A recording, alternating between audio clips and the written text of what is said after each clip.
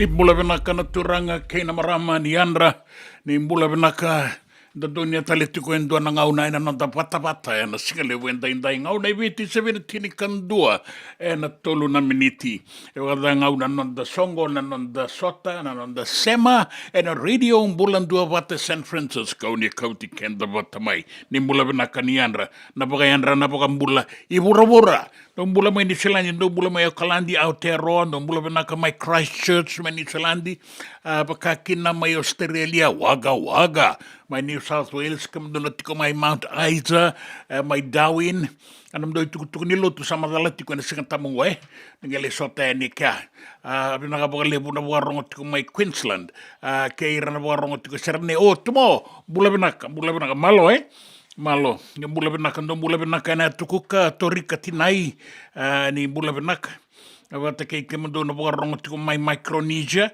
e peli mbotea na kandabu taubu bula venaka weka ke moni na kanda na warongo saratiko en na bibonua ni dagaka na bolau ni dagaka beto se ke ngoni sala ni beto ni ngoni sala ngo Santa Rosa California wata ke San Francisco ni bula venaka e bakakin na eranda warongo tiko mai na Midlands en mbongelebu na mbongelebu era warongo tiko mai kina na kanda en na deba ke borani se ni bula venaka na dongito ni bula venaka tiko bakadaka tiko bakabuli ena singalebu en dainda na ngauna ke Santa Rosa sa sibitongo da va era tolbe ba mana miniti pokanu ne venaka tiko ania sana tini kabae viti venaka bakalebu na nomuni sema tiko mai ena singalebu en dainda sa tiko sabo kada ngau tiko no de lako era ba tiko kede na linga ni bengarabi en radio mbulandu bata San Francisco en baleta na lawa rongo di nei talatala Lal Mohammed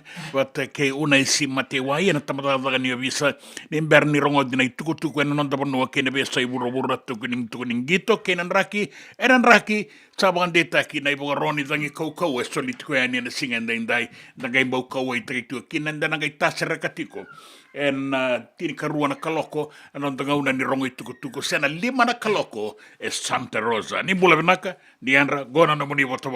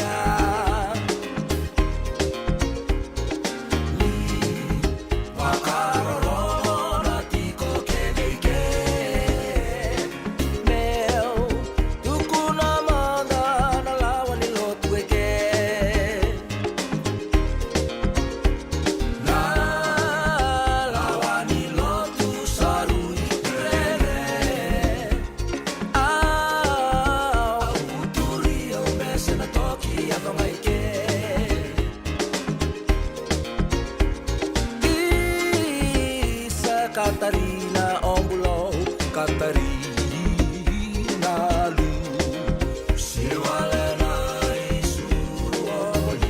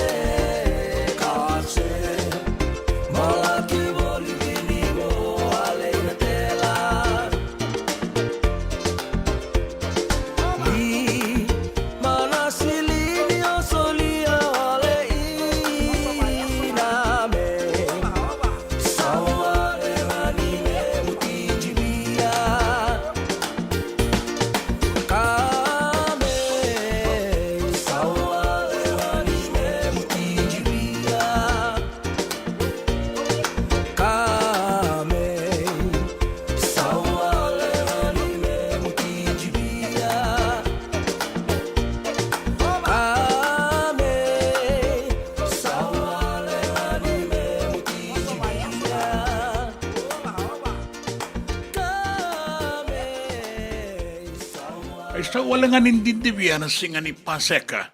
Ia enda e viti e wakaki na singa warombuka.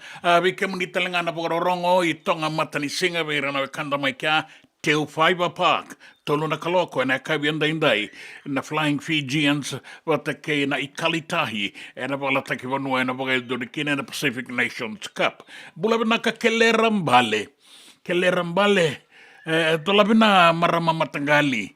Vinagabugalevu na sema toko mai na singalevu endai vinagabugalevu mere matani tombua ni bula benaka na Maramayano, ni bula benaka Salaniata Andikawa, benaka Walevu, nanumiti ko me rangay bota ingon na merabote wala mandanga kina Maramanasi. Benaka Walevu na daka benaka na nga benaka na bosota na be wala nimbula, abe kemuni na sabing garabiti ko ke kemuni na sabo ka dengu, kemabisabo ka benaka tuyani na kamuni ke kabang bimbi na non da bata and a radio bulan dobata San Francisco and a singa lebu and day and ang una Santa Rosa sa sivitong orava and a tini na miniti may viti sivina tini kandua and a tini na miniti and a kavi ni singa lotu lebu ni bula benaka Ay voltoso, ay voltoso, ay voltoso, ay voltoso, ay voltoso, ay voltoso, toso. Era kadi mai, menda mai, diri mai, kenda mera na bakabuai. Tambo sarangan na soro, domo ni bati saroro, irana mo kumera tabo tau doko. Sayaw na tangane, ang nabala ng namate, no naiwaw nila beta tuki dake.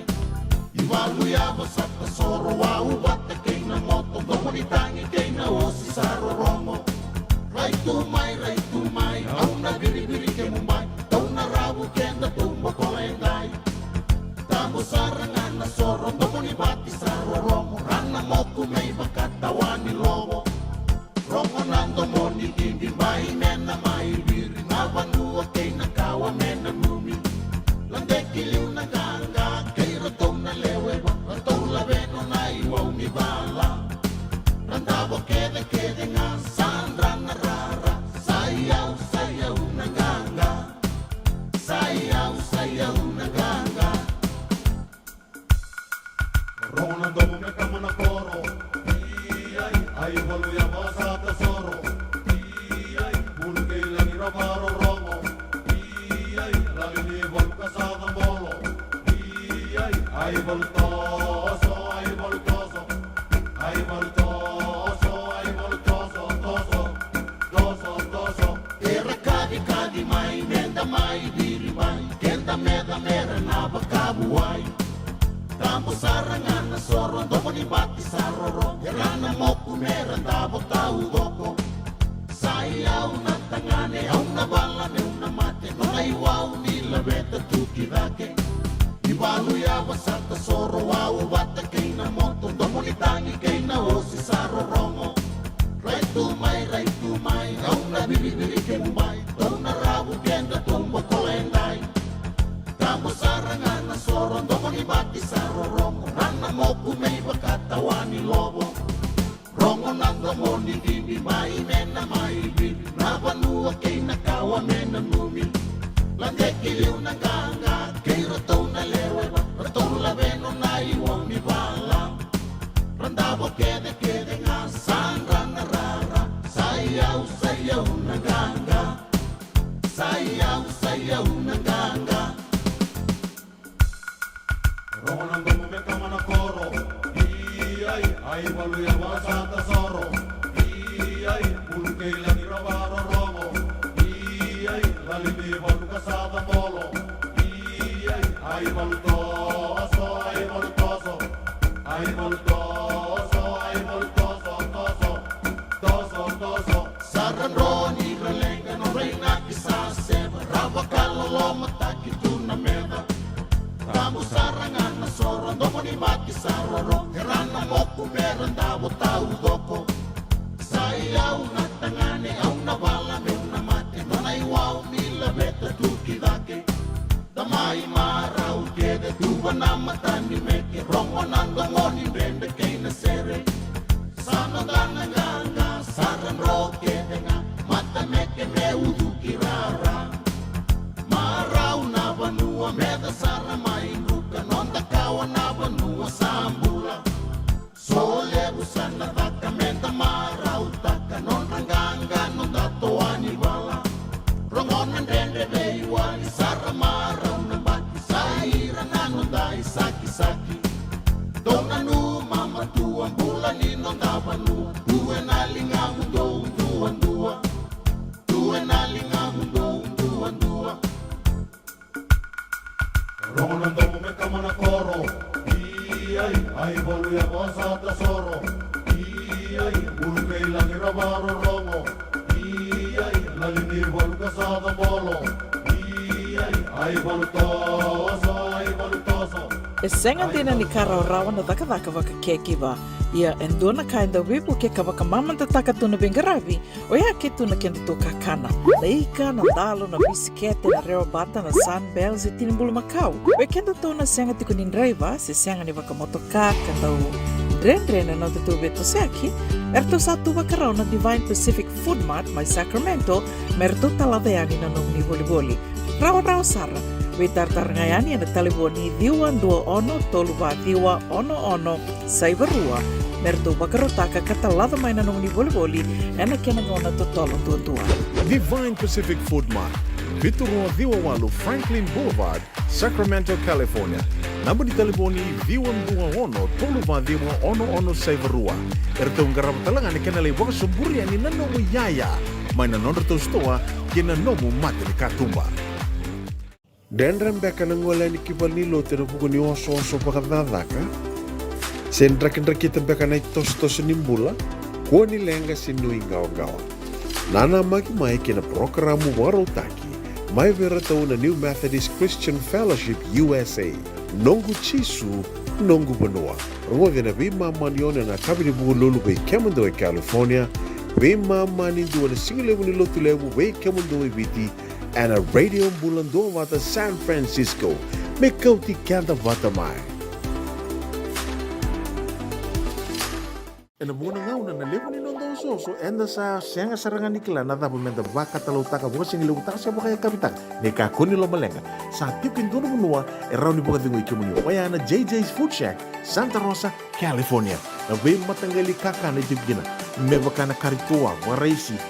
Na logo, palusami, na buwaka, na kaiwa soso, na dalo, na toa, na kukonda, baingan ni kinang gamure. Nakaka na buwa malang, me baka na steak, gay baka loka, tabioka kena coleslaw, surua, chutney. Gay lago bata na kena pie, ng bani kay na manray. Oya na JJ's Food Shack, Santa Rosa, California. E rosarangan no direct message virto, giring aki na bitu sa iba bitu, tolo dio tolo, duon limono, se, o nga wali sarangali tumiko may nanomota e na dio maluma Billy Street, oya e Santa Rosa, California. E raw talaga ni rito ulit dilibutakan na kemu katalo wasing lebo sa mga kabi ya may Santa Rosa, Kinavato. JJ's Food Shack, Santa Rosa, California. Nanonda wata kay City Beni Raturala.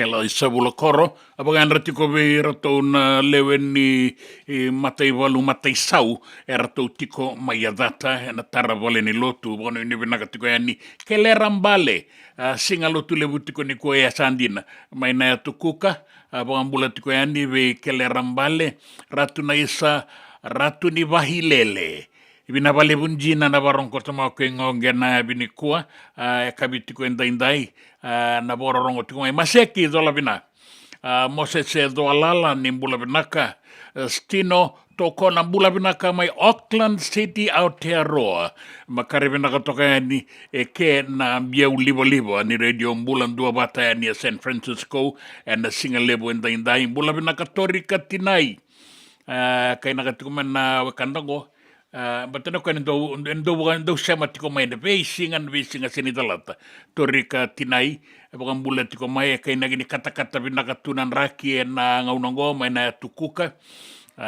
singa binakatiko ni kuwa singa lotulebu mai na tukuka na baka binakatiko kina baka lebu na sama tiko mai mai okalandi kina tukuka na ngolani ki Australia toso sarakin na vetu anu na Pasifik ando mula binaka mai Micronesia ni mula binaka telenga na wakando ni warongo tingango na sana nanronga kei na bosa dola vinaya tanga ni vanua na kurwarua vinava lebunjina na kweda lebu ni tambua na warongo tomo kengo en henga lebu ni kwenda na rongo da talitiko nga na itukutuku na italatala mo Lal Mohammed en singa lebu indai wakaki na unaisi matewai na tamadala ni visa na mbole kei na be tatauna kini mberana itukutuku en nonda vanua kei na be sai burabura.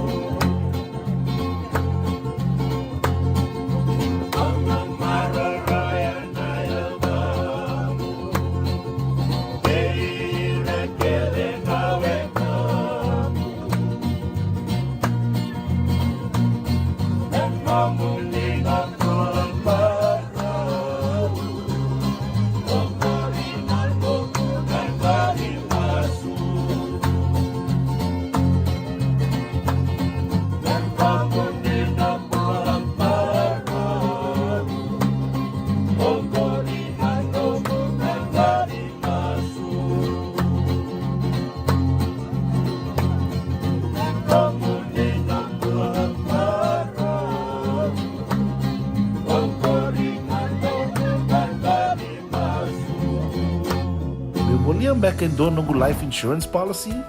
Nakakil na ito tayo katil kabito ni Akostita na 2022 o sagir ta kasarabiri ni tauna. Kabi nga ya kila maga nga ya sala ko mana check. Sengat tali ni pera, sengat sarangan ni pera palilay. In time sarang amay. So ang kaliwara ka tala tunda wala. Kuwertong ko. O sa halo ko bien o pamilya ka. Iyo, o yasar nga na buna, raw sara, sa tiko na pepa se senga, bula binaka se tobi mate, kambani duan nga kana soma mena claim na lom ni rosa nga bulu kavana ua keada na lenga, nisa yang baki roa tina policy. Text mai kina wasa eva walu dua, tolu walu lima ena kena tuku matai lalai. O ya na wasa eva walu dua, tolu walu lima. Doyan Robina ka naman raman na ita. Do samba di ba kusa iwe? Yandra na ita. Kita sili katalaw Monday na Orange Lounge. Maleka. Gurasan ba di kata-kata pinakasar tu nga toboy, simpang bakaw. Gay way dala tu kinambat. Koe serengan kori. Sono ngono santa pinakat serengan na kenta kakana. Di na to zoko. Kaya kita sana beratay ni baga singalebu, kita sana gali baga kabi ngaya ni kina. Na Orange Lounge, katalaw baga singalebu siya baga kabi, baraw tayo ito baga manggosang gay totokan na buno ni kana. May namenta to ito ni kanay baga singalebu siya baga kabi, may baka na baga sakera, na sui, ikatabuteke, roro baga lolo, kay na vida tale. Giraraw mo kila na menu ni singoya, na Orange Lounge, tolo-tolong dua, Orange Street, Santa Rosa. En dua tala na tamang nibingarabi ni Divine Group of Companies. Dola man na walang kaloka na mataka, kina walang kaloka anambongi moniti kina singatambo na Orange Lounge. Tolo-tolong dua, Orange Street, Santa Rosa. Dendram beka nang wala ni kibal ni lote na puko ni oso-oso pakadadaka. Sendrak-indrak kita beka na itos-tos nimbula, kuwa ni lenga sinu ingaw-gawa. Nana magi-mai kina programo waro taki. Mai vera tau na New Methodist Christian Fellowship USA. Nongu chisu, nongu banua. Ruwaga na bima manione na kabini buku lulu bei kemando e California. Bima mani dua na singilewu ni lotu lewu bei kemando e biti. And a radio bulan doa wata San Francisco. Me kauti kanda wata mai. Nanonda wata-wata kay sitiweni raturala.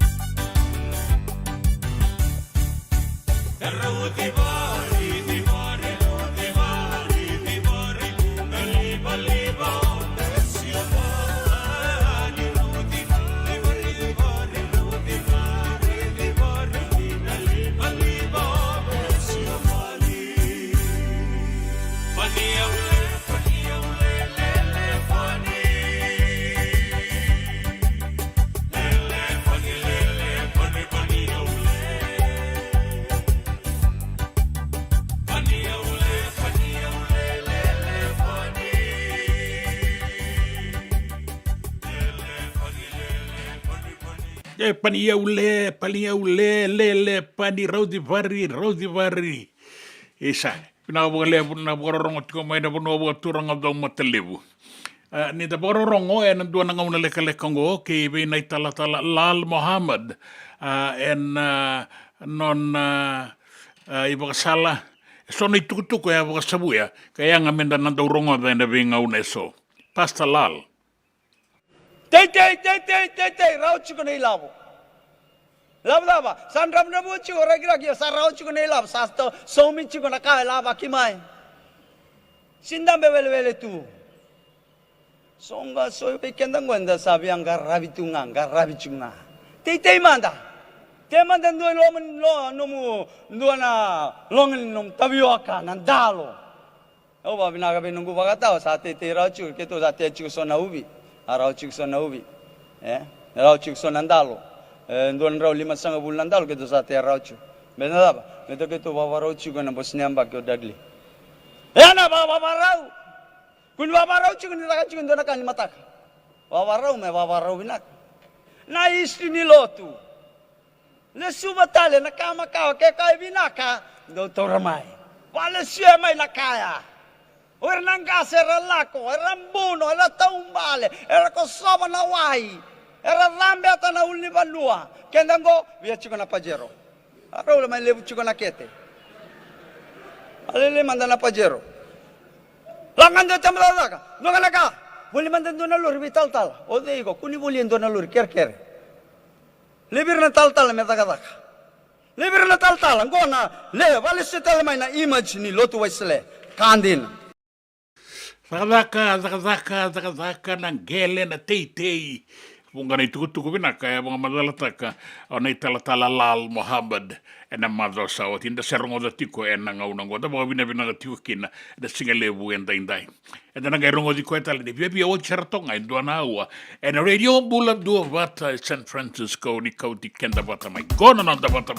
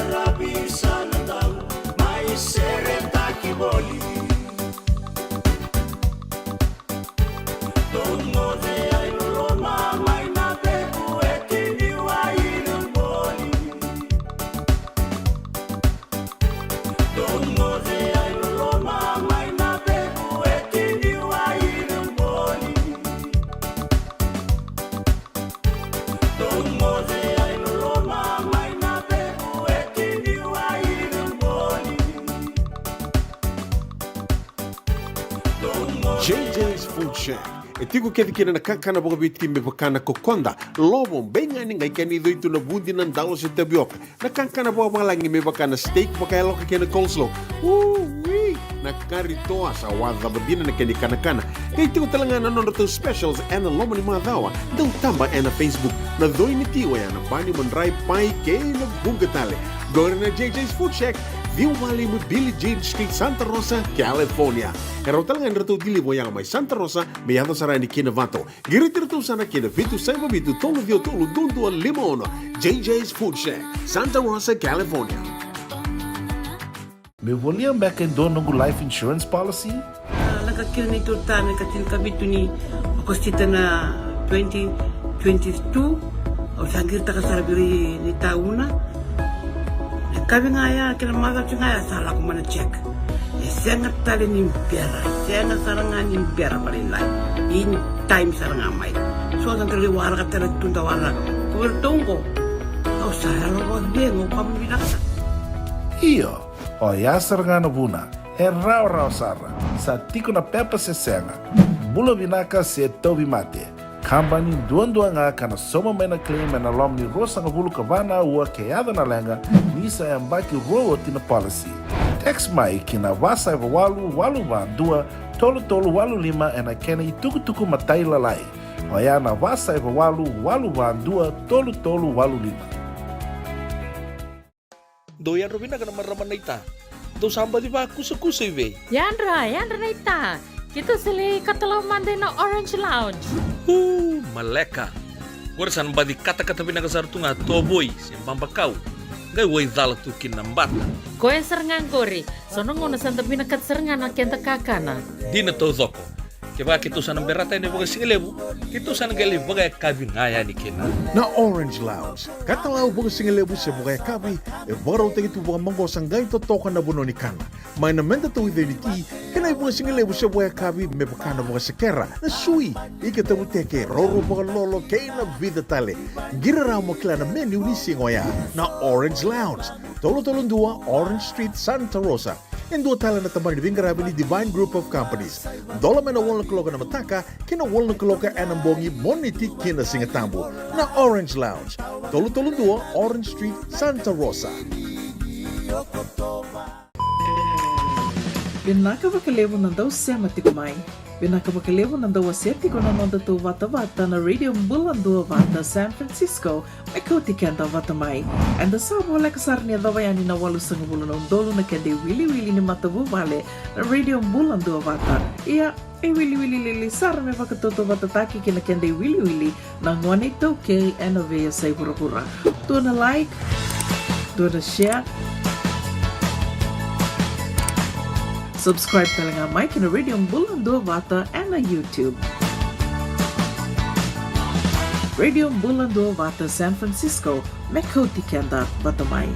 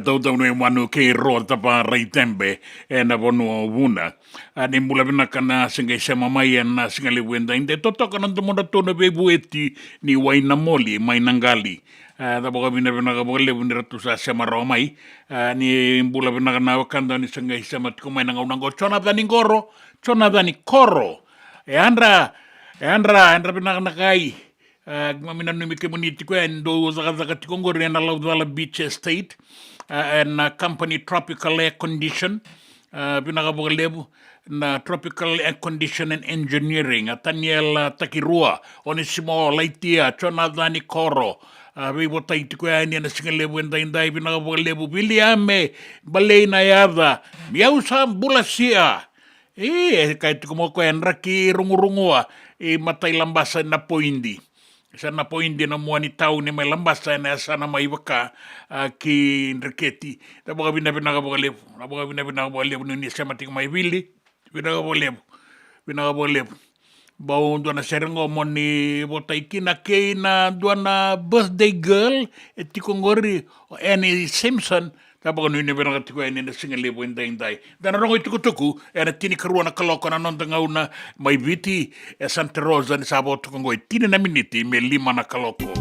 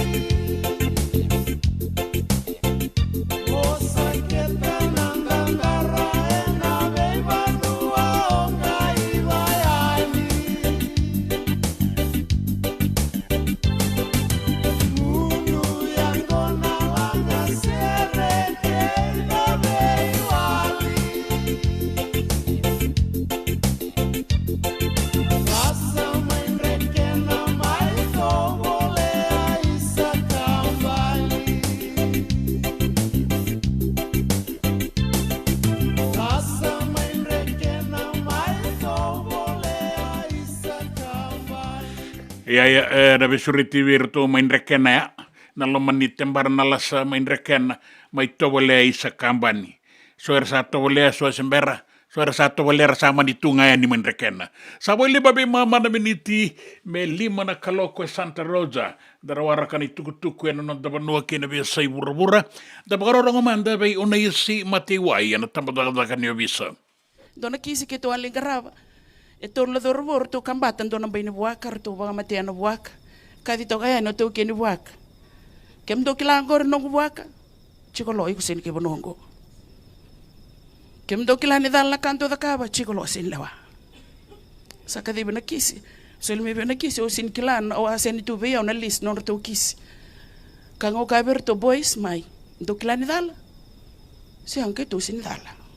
Ke la ko lo mai andur na matai maramani lewa. O sa babinaka kwa no reiso mo kwa no milaulu maleto kwa na ron to da bali le minute to. Tukuna na kandina. Awasin nama kana kartuale ka eloma. Sandu ro matai. Ba madala ta kana mando ba matai kina buak. Eu na luben tui. Nongu tutu na tui ni bonongo. Au le wana buaka au le wai kwa. O kwa ya sini kai bonongo kwa ba wa chinga miki. La kona kena karua. Pamadala ta kana da bos mate ke na buaka. Ka ko nungu ratu e ngone be na ratu ko e bosa utia. E ona kai bonongo e ulewa. Anga ya no ke na katolu. Sa sikina le ni wa bosa babinaka ko ni do bosombo. Ka ko e nungu nana na nganen ra no ratu. Oya o basu tura ngai korongo. Ke na balmbale ana ka ke de utara e warindo ro ni bosa kina. Na lawa e dhithi ngā nona dhithi. Law is law. Nio taraba ka tau ndone ndone yaya se ni nomu. Rachaji tu kina ngona lubenda. Offense of theft takes and carries away without the owner's consent 9 to 15 years imprisonment. Vita tau na kina bekenda to ya na singo ya na ito yang kai tau be tui. Be liu ni abusa. Maleta ni awari ni babuli dirto. Ke o tu ranga mo baka tu ranga. Tu ranga oren tuku ni koya. Oren tokon tokanga. Turanga e marro na tamata bulangi e marro na yau ni banua. Na ibabu bulia ya na nona dono ngone me baka bulithi baka dono. En rauti ko nan dono ni ngone. E senga ni ndua na nona dono e tui kia o koe me lawai koe bate koe. O koe ni dhuri na matamata ni kore buli align his hundreds of rights to the 100 school rules. Ni dhuri loma ni koro align taka na nona dono kina lawa ni koro. Ni dhuru ki bali lotu align taka nona dono kina lawa ni lotu. Ia, sa koe te koe ana vita tauna kena sika lewa ndai. Era to kambata na bani waka, sa tarongiani, ngai tukune mai o koe taro tiko mai sini tau keni wanoa. O koe wakawati ngai ani. Sini tarongiti kono nona wakawati, sini tarongiti taltunga se kaiwe, tarongiti ko rato sambutako na waka, rato kilati ko ni rato butako. Lepo na ipakabubulia tu, nuita kene darawa ni beibu kakina.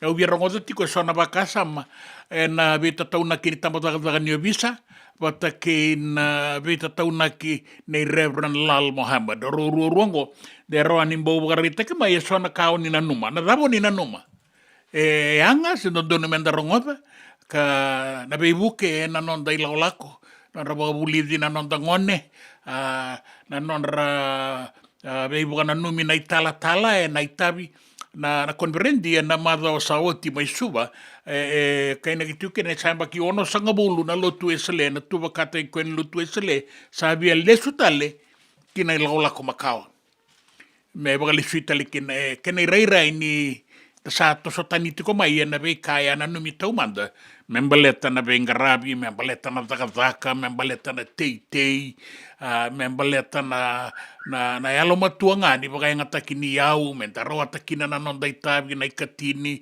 baka kina na isoli tale so na no moni na numa anga bendaro ngoda ke baka kina ni ngai tuku mai na non da bata na salanga na do we tarakina me baka oni sematiko mai kina na singa lebu endai baka bina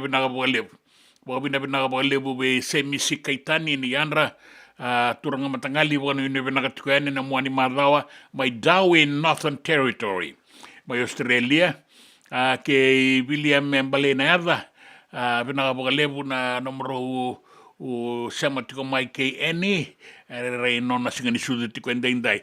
Ni nano mani waka uta tale tunga mai nano mani singa ni sudu ke nei tuku ni mbose ke na sole waki so. Sati ni karua na kaloko.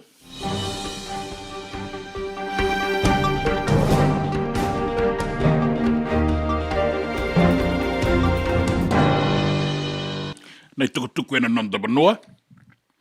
Tabola au ti nano na iwola ni kere wakadengu na i liu wakatawa ni tambana ni wei wangangai na whaikek o Francis Pulewai. Ia, e ratu wakareita katalinga mai na lawyer ne Professor Biman Prasad ni Senganindina na kaimbeita ki tikoki na ibuke ni Prime Minister ka Minister ni au nonda banua. Sa bakarita ki mai ni sa kereana nona bakadengu na iliu bakatawa ni tambana ni wei wangangai na whaikek o Francis Pulewai ka sa kereana nona bakadengu me baka na mbose wakadora na Judicial Services Commission na matambose wakarorongo kina ka sa lesi endua na iliu wou ni tambana ni wei wangangai na whaikek kasali sikino Barbara Mali. Kaya Pulewai ni wakasalataki soliwa endua na lewa me wakamberamberataka na wei wangangai wei Biman Prasad na ibuke ni Prime Minister. Me wakamberamberataka toka na wei wangangai na bukuna. Ia wei ti takatiko mai o Prasad na tuku ya. Tarongi o Barbara Mali ne matai ngani nona singa ni takataka na wale ni bolo me baleta na wakayangata waka taon dondonu ni kaukaua kei na lewa na nona wale ni bolo. Baleta ti sala ko sarna kene tuku wana presidendi kene Prime Minister sa laki wakarita ki anikina ni sa wakarau ngauraki na ibuke ni Prime Minister o Professor Prasad. Sanga ni matata wakapinaka na veitikina so embeita kikino Barbara Mali kasanga talanga ni madala se embeita ki o indina se senga. Mailala na itutu wa commissioner ni tambana ni wei wangangai na whaikek kasa tambakiani wei rana lewe ni wanua e rabia kere maikina ni sa wakadengu talenga o Pulewai ka rasa wakareita kamai na lewe ni wanua e so ni rabia nakata mera mbau wakatarongi mera lako talenga ni katawana na itutungo kena itutu taleso lala tiko na ngaunango. Dona i waselebu ni tamata dakadaka na tambana ni ngauni sala na FRA, the Fiji Roads Authority, era sabi na katatikongo merabakang besi. Na Fiji Roads Authority sa FRA, tambana ni tangaw ni sala, era lewe ni doon isongo kaya na Construction Energy and Timber Workers Union ka rasa labeling ataka pero sa andambe pero bakang besi kaya na isongo ni tamatadakadaka ni sandende sanga ni baundu na ituba ni isawe tu na itutu so era tuki na batake na isawe sala batakaya wakari takatalenga mai ni tikinango baka wele takatiko na matadakadakango ni FRA na kambani ka sabaka bunatiko na lenga kiweira na tamatadakadaka era kaya na tamatadakadaka na FRA abotai kina vana bilioni na matanitu saoti mai na rua na undolu tini karua me adoba tiko maingo. Era kaya talenga ni ado tiko na bei bukan duindui taki na kenra isau na tamata daka ka senga ni se tuwara o endo na tuwa ni kenra isau e na tutu wata kena isau me sala wata kaya. E rakaya ni rakaua i takatiko ni so era sa soliveira na non rakoni taraki. Me rasau minga na koni taraki kena vindinandinati. E so era murisinga e na non radakadaka. I e sanga ni dua sara na i tuwa matata e koto e na ngaunango ka se lala tale tumandanga na i tutu waka Chief Executive Officer ka se lala tiko mai ana mbakisao ti ruandolu rua sanga vulkatolu sembera ni wakatawani na i tutu waka iliuliu ni matadakadaka ongo.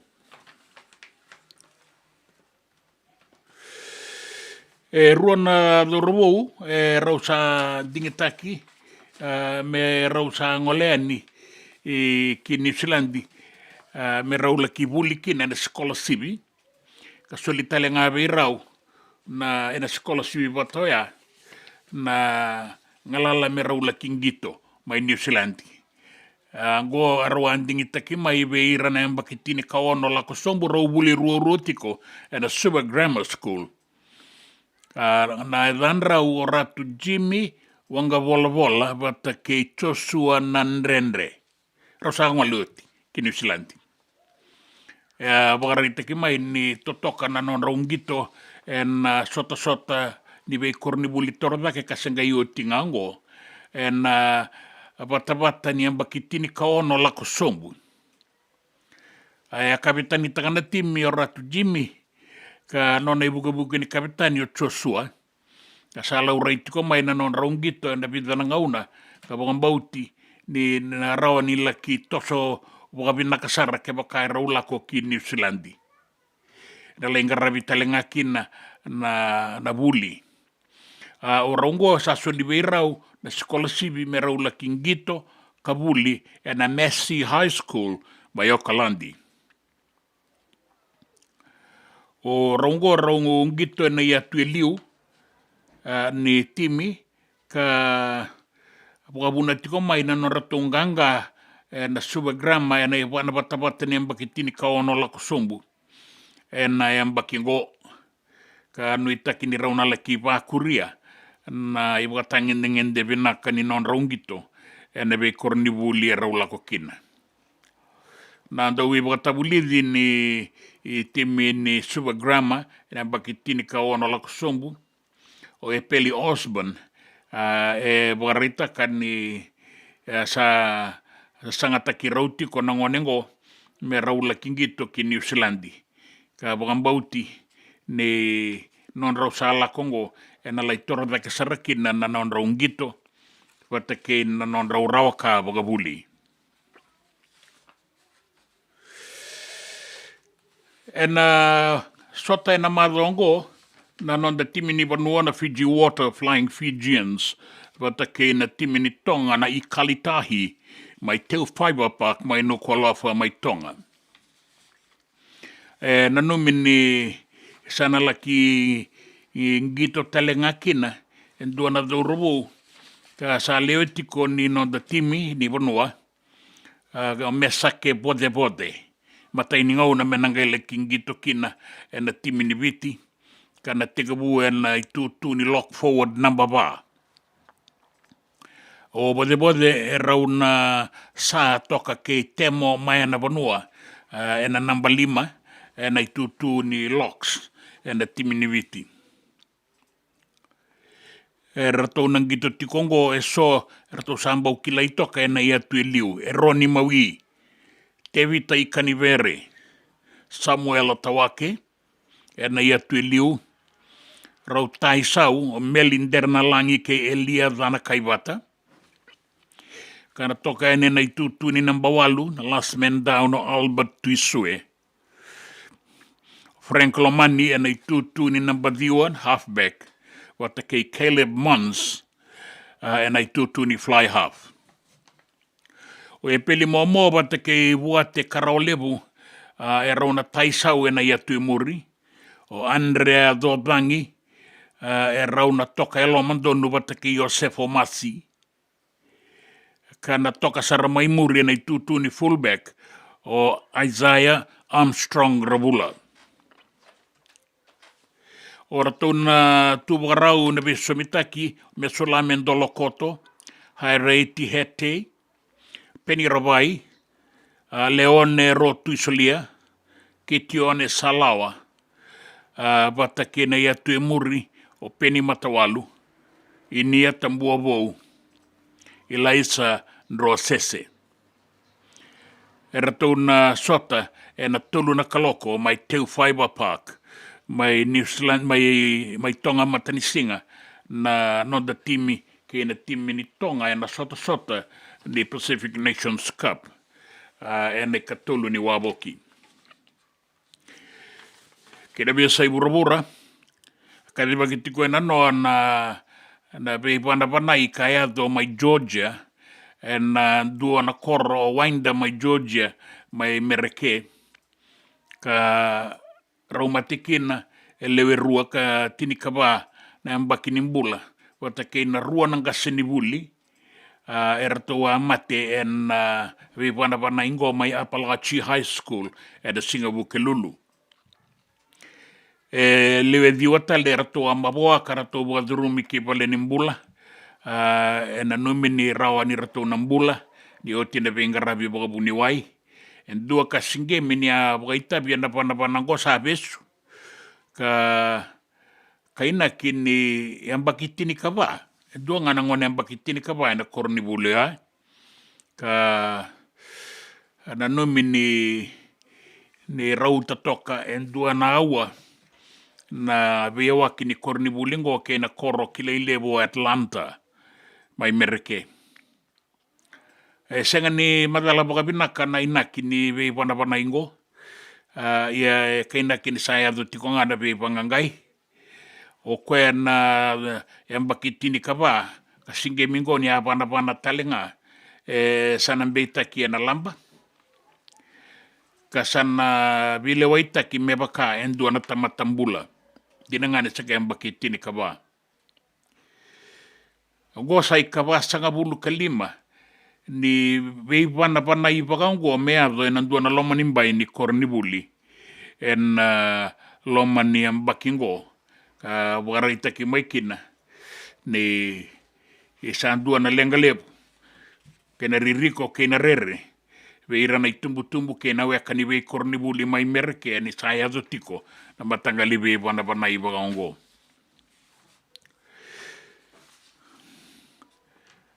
E sana kangaura ke na matapile wai na nonratu uiliu na matambati na Hamas membaleta na pana kaya do ni kabitu ni Okotoba ni ambakisaoti. Na tikinango e na labeta dakean ni na matani tuo Mereke meratu laki bile wai na iliu ni Hamas o Yaya Sinwar bata ke I ratu tale na kenabo. Ara mateki na indua na undolu ruanan rau na leo ni vanua. Mai Israeli, ratu leo pasanga bulu tiko veirango na kai Mereke. Ia na be tiki na salabeta dake maingo o Mereke ratu na beita kikina na matabilewa na liu ni matambati na Hamas. E na lamba, na pei pagarerei, apata kei na pagayangata pagandondo, pagatao nondono, ni arangi ni pei pagamatei. E pagarita kita lengan ni saoti na Hamas go, sa ngai ngole vira tale na kena buo ni matambatikandin, na matanitu o Mereke. Wiliki na o Irani, wata keira na Hezbollah, karatoko nitiko mai vira na Hamas, na buku ni arangi. Wata ke na tamata I walu meralaki vengarabi kina. Sala beti dake mai na tikinango e na nora sasanga eso mera vagarusa na matani tu Israeli. Wata ke na nora vei vagariri veira na lewe ni vanua. E ratou lewe vida vei ratou na dabutingo na ratou meratou vile waitaki e ratou lewe tolu e ratou samate. Orto ngana kena bo orto mbulati ko orto nangai le waingo o Sinwar o Khaled Mishal wata ke Ali Baraka. Kene tukutuku ni raki. Ales tale mai nei boga roni dangi kaukau a membaleta na nonda be tu enu mai viti. Teka wuti ko mai na barabi ni tokalau ke viti lebu. Atu ya sawa na atu lau. Na atu lo mai viti o kandabu. Wata kena be enu bole kata. O tabe uni kena be enu lalai me wakata ki di kombia ke ingele lebu. Na tokalau ke maduata. Na deba ke imbua. Na barabi ke da kaunrobe. Ke na barabi mai raki na sana ora. Dua na ua nin raki mamada e koto waiawaiani na ngau. Ia kabagabunetiko na mbula ni rangi. Non dapanua mai viti. Na pakati o kinanan raki me zabana Singapore Hawaii. Da bebo nua taleso. Liwa koto kina na tokalau deba. Non da be tu enu mai viti. Me zabana bongi lebu endai. Non dapanua mai viti. Solitiko ni na iwaroni rangi kaukaua.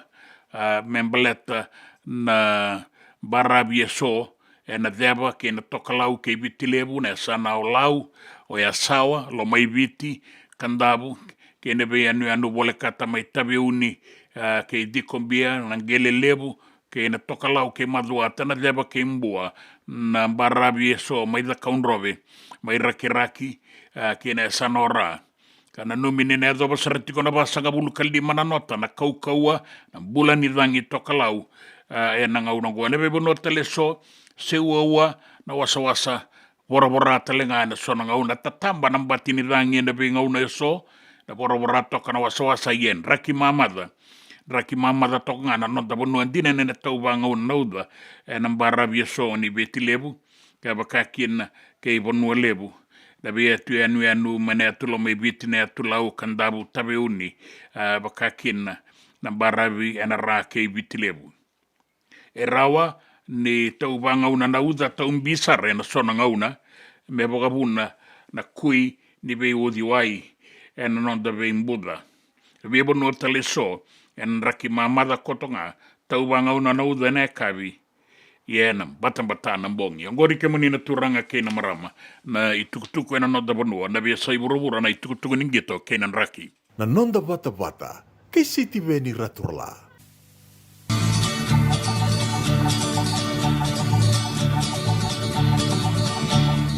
Isa balan ai nano buseretale eu barongo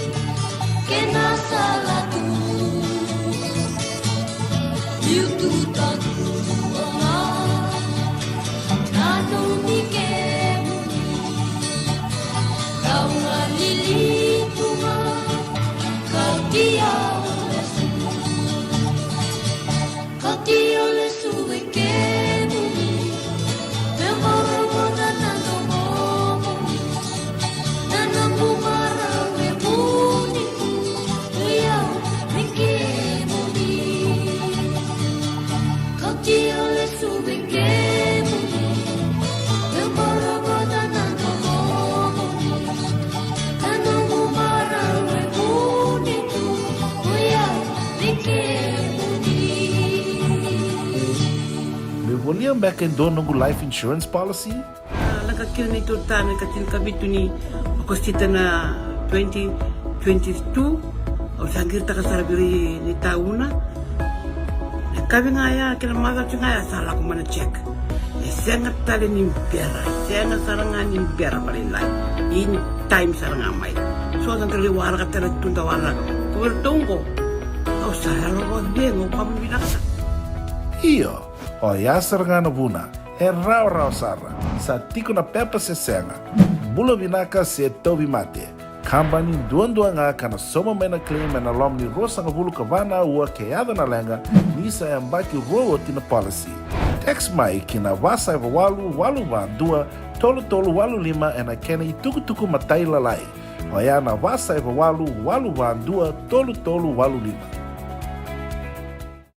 Doyan Robina ka naman raman na ita.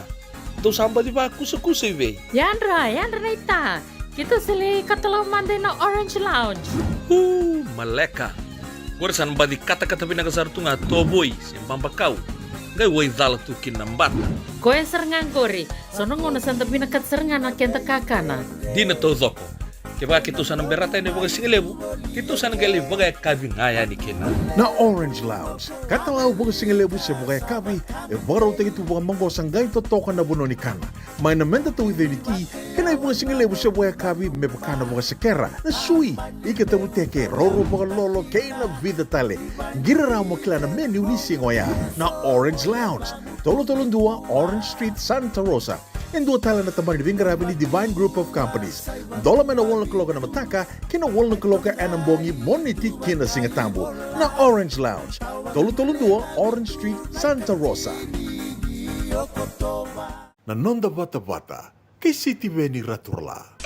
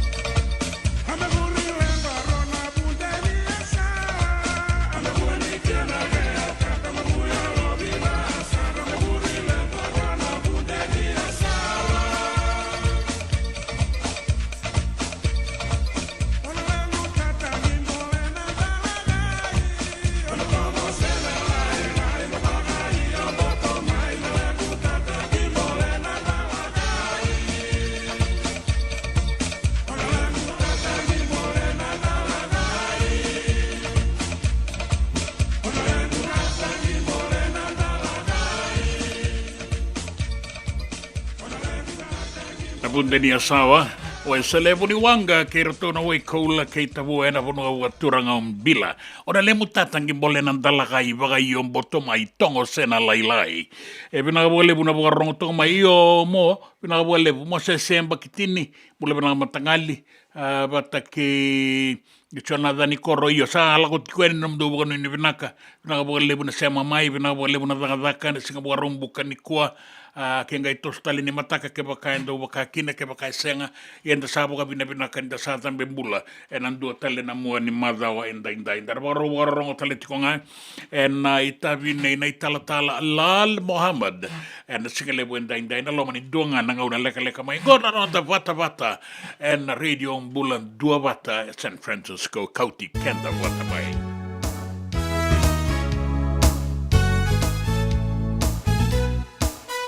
Wakarau buka sabole, kemasinga di lala tu beke, kampung ini ku meda mabeke, tanai ala ni no dasere, kesadina, kamu basaru kami sadina, kamu basaru kami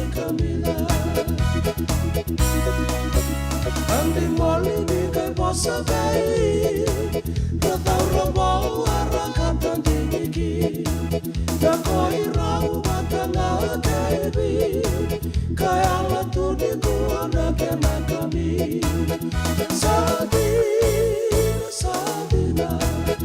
kamu basaru kami la, sadina, kamu basaru kami la.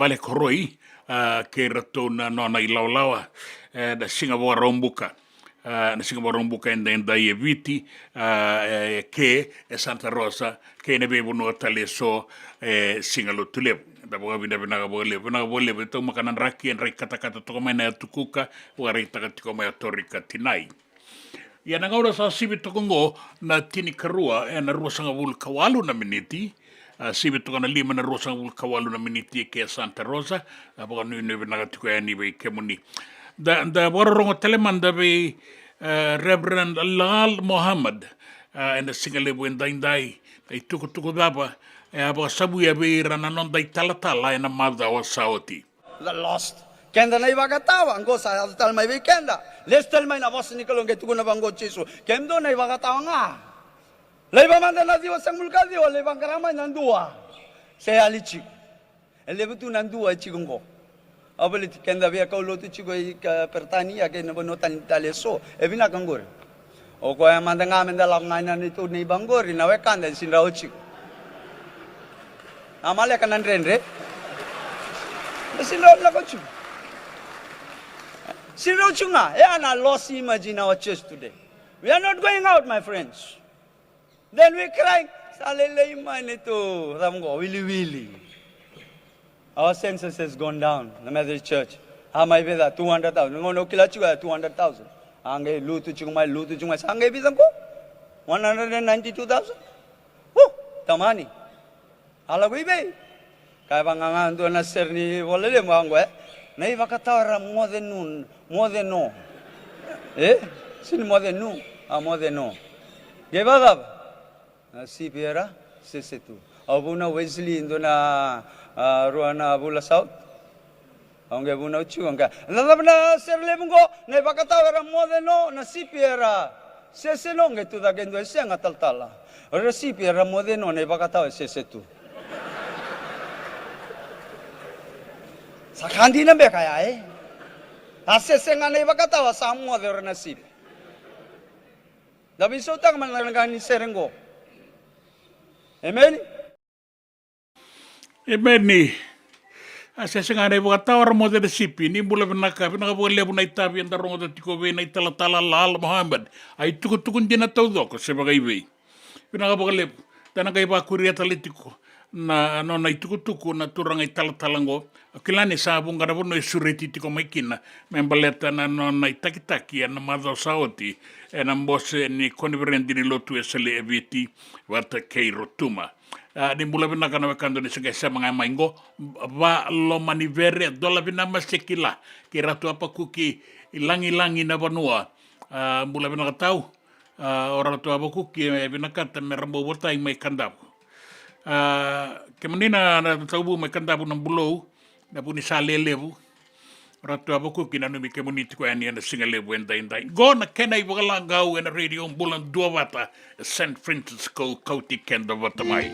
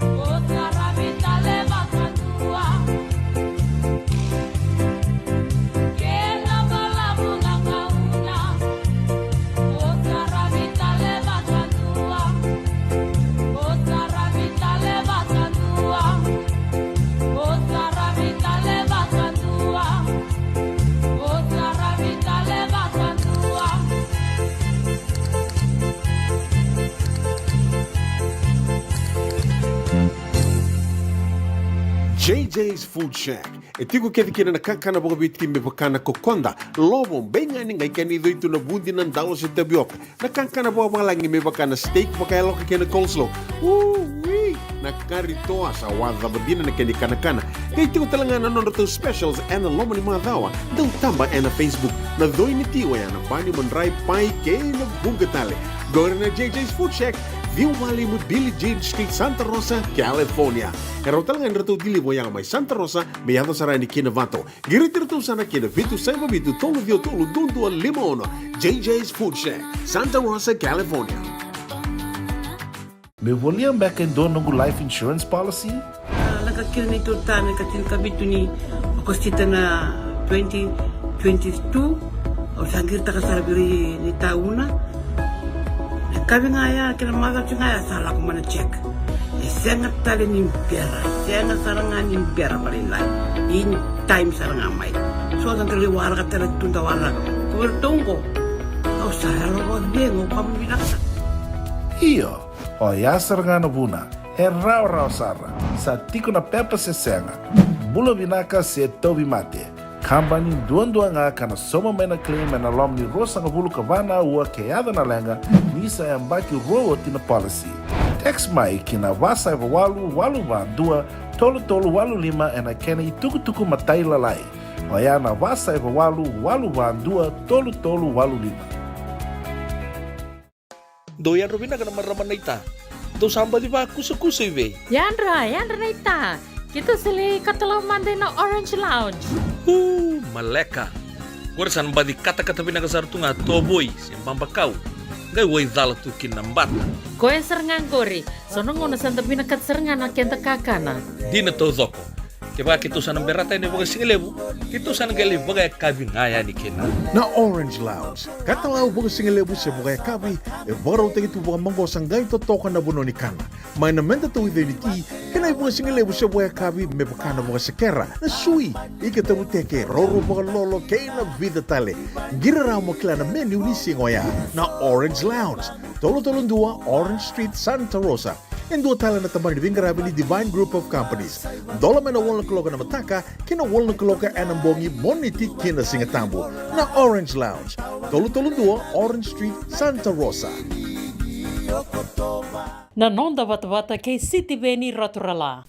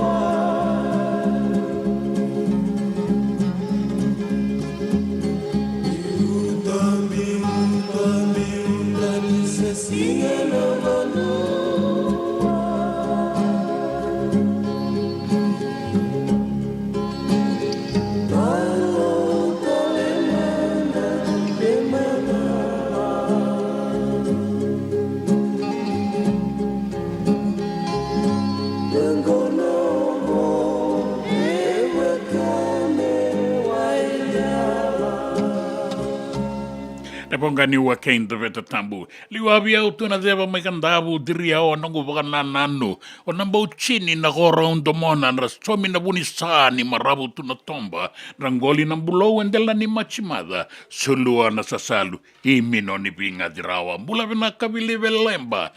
Mbula vinaka. Bukarorongo saratiku mai Cromwell Center.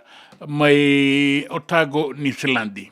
Cromwell Central, mai Otago, New Zealandi, ratungo ratu zakazaka na Mora Wines, ratu bakazengu tiku na bakazangi na singa lebu ni kuwa, pinaka baka lebu vili belemba na sema tiko mai New Zealandi, baka ya wasaratiku ya ni na deba, da baka pinaka baka lebu ni ndo umbo webo taitiko mai ngori Otago, rei bata tiko baka na raki.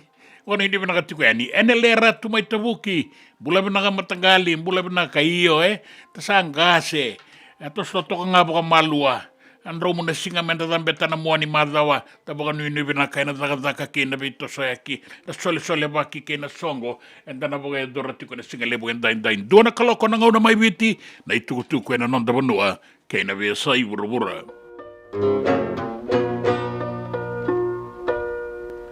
Wainda na korondo mo, iti ko kinanonda seniro, sira mulili en la vemo, ngia undiva meurika bolilala.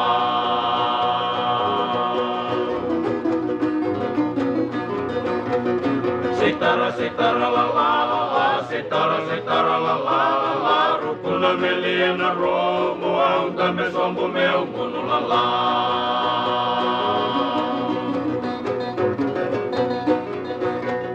Kalimi meu vem mau, na eu longo samara, o manicani la saveia, o que na lá niu tão mau la la.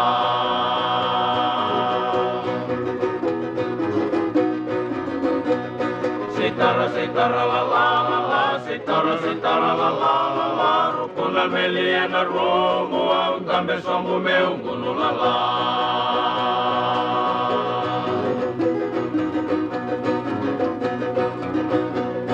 Lingoli na matile, ulai tini na uale, ulai sangai na kurule, ulai sobai na disile ulala.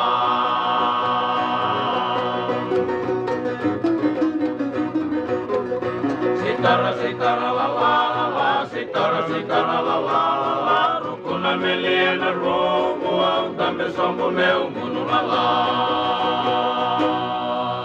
E senga dina ni kara rawa na dhaka waka kekiwa. Ia endona kainda wipu ke kawaka mamanta taka tuna bengaravi, o ia ke tuna kenda tō kakana.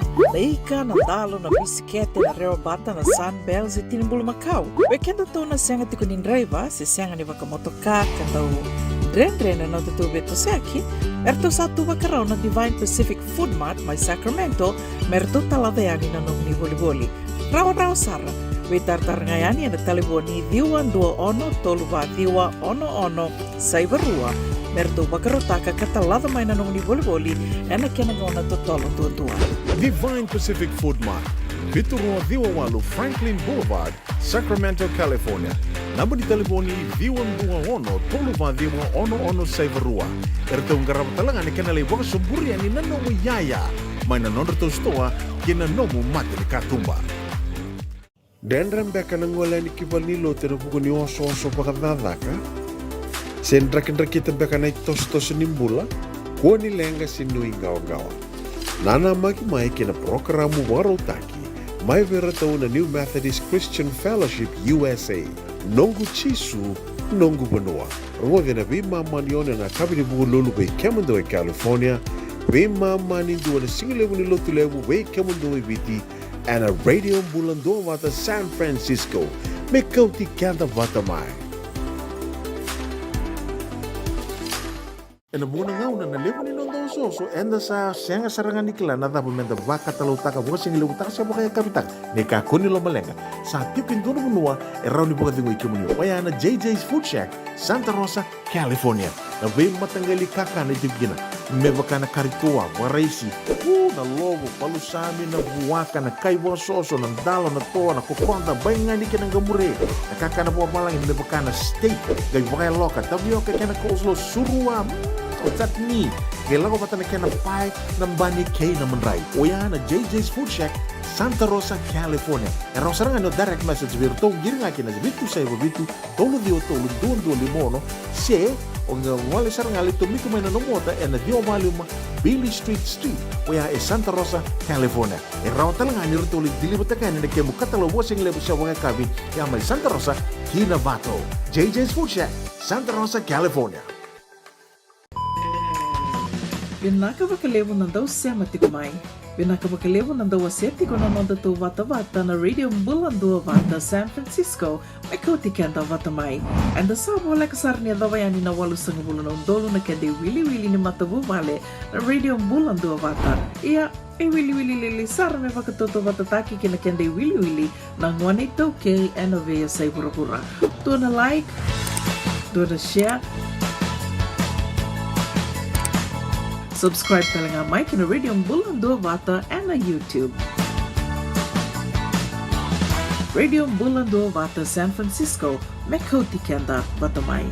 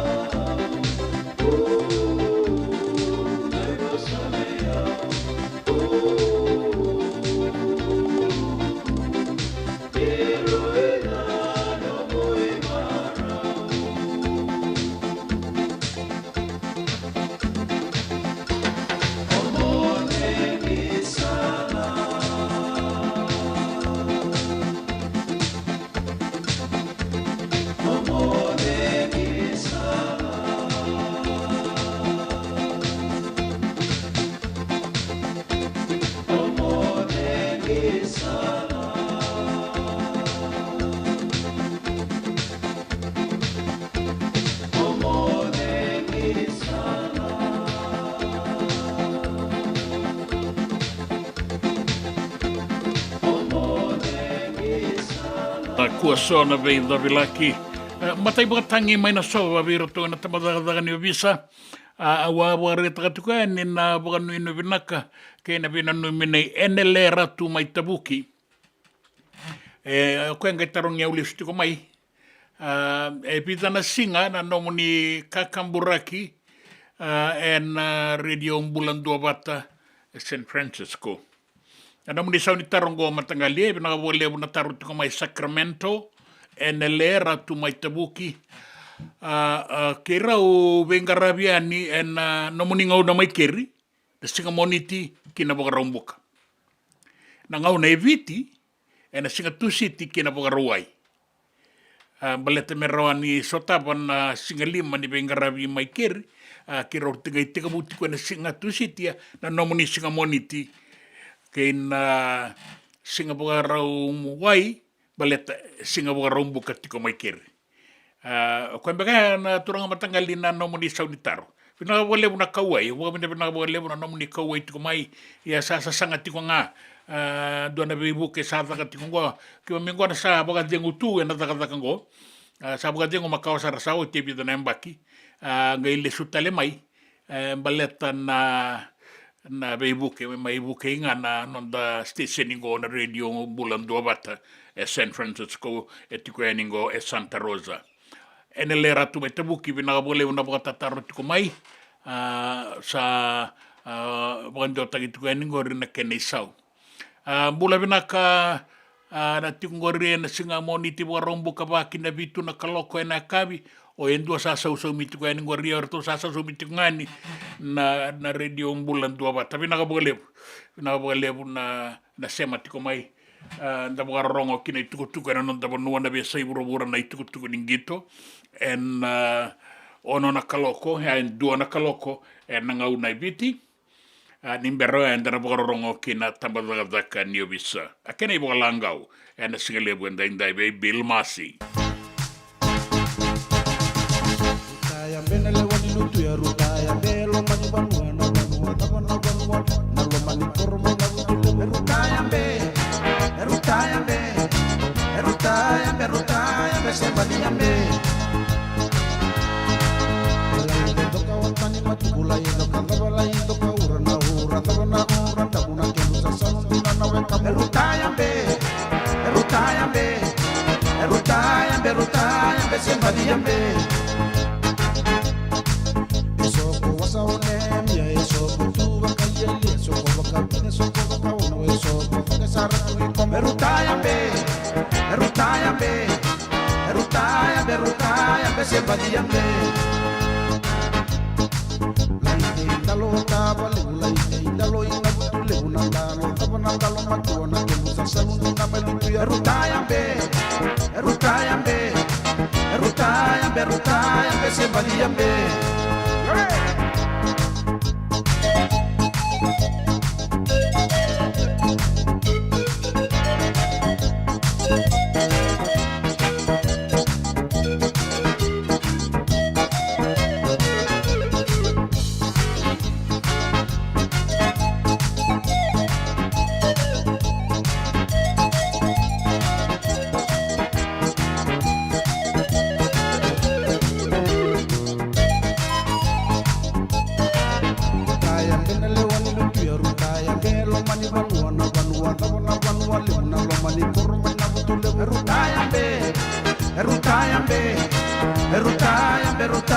sembadi ambe la toka watani matukula indo kadabala indo kaura na ura tabuna kemusa saluna na weka rutaya be sembadi ambe eso ko wasa ole ya eso ko tu bakalia eso ko bakabida eso ko bakauna eso ko bakasara tu como rutaya be sembadi ambe laite indalo taba laite indalo ina butule unandalo tabana ndalo matuana kemusa salunu na malutu ya rutaya be sembadi ambe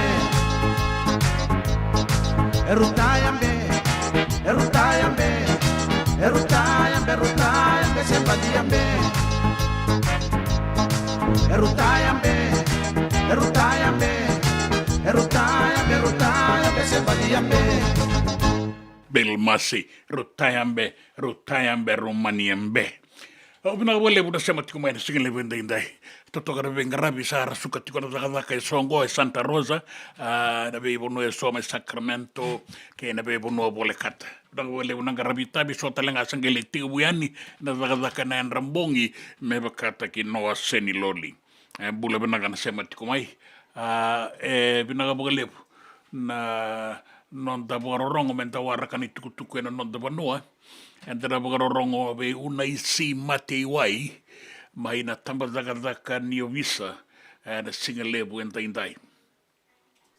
Na ngau na ke tu taraki na fingerprint ni ngone, that's the end of his future.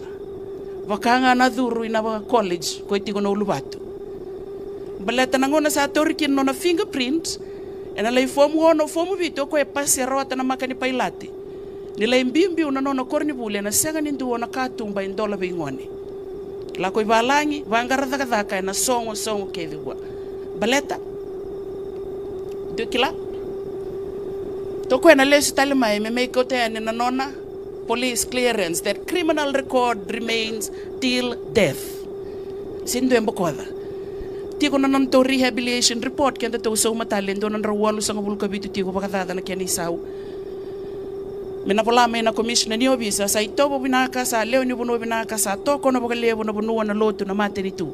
But that rehabilitation report pay difference aside from your police clearance and angai solely after 20 years if the child does not reoffend. Kaya baka ndo na leo ni bono asa nga tal ni dala. Then be sa video so na turanga so na marama dakatiko na intake ni British Army na US Navy ramay tangi tiko na itumbutumbu.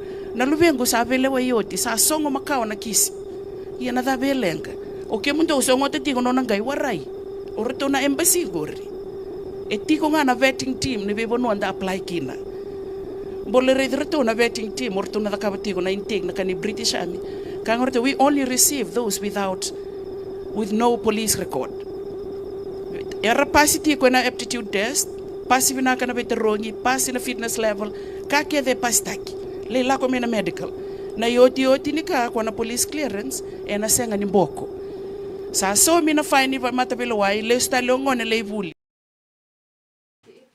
Ya binaka sabi na kamsaka kuanga na dala ta saka kuanga ni baka usata kana lawa ta sa maroro na lawa balete me maroro ikenta ba mimi ke moni rangone serikiti kongo na buli e viti ni baka dangi tiko so eratiko mai bonwatani ya binaka me da sa maroro e mandanga na lawa toka baka malu ambaleta ke baka da sarngo da tiko ngona ke nei baka madal san duana no mudala na tamo da ni visa sa tonga itu ne damu ena senga ni mboko me do bana mate sabi nakadaka nga me da sa te ito kamandanga baka malua ena maroro ikenda na lawa ke baka enda maroro e enda baka rorongo tiko ve una isi mate iwai ena tabadaka ni visa ena singa lebu enda indai da baka vina tiko ni rawa ni da rongo i baka sala da rongo da tiko na nonra kere ena singa na noa u baka rita ka tiko eni na nonra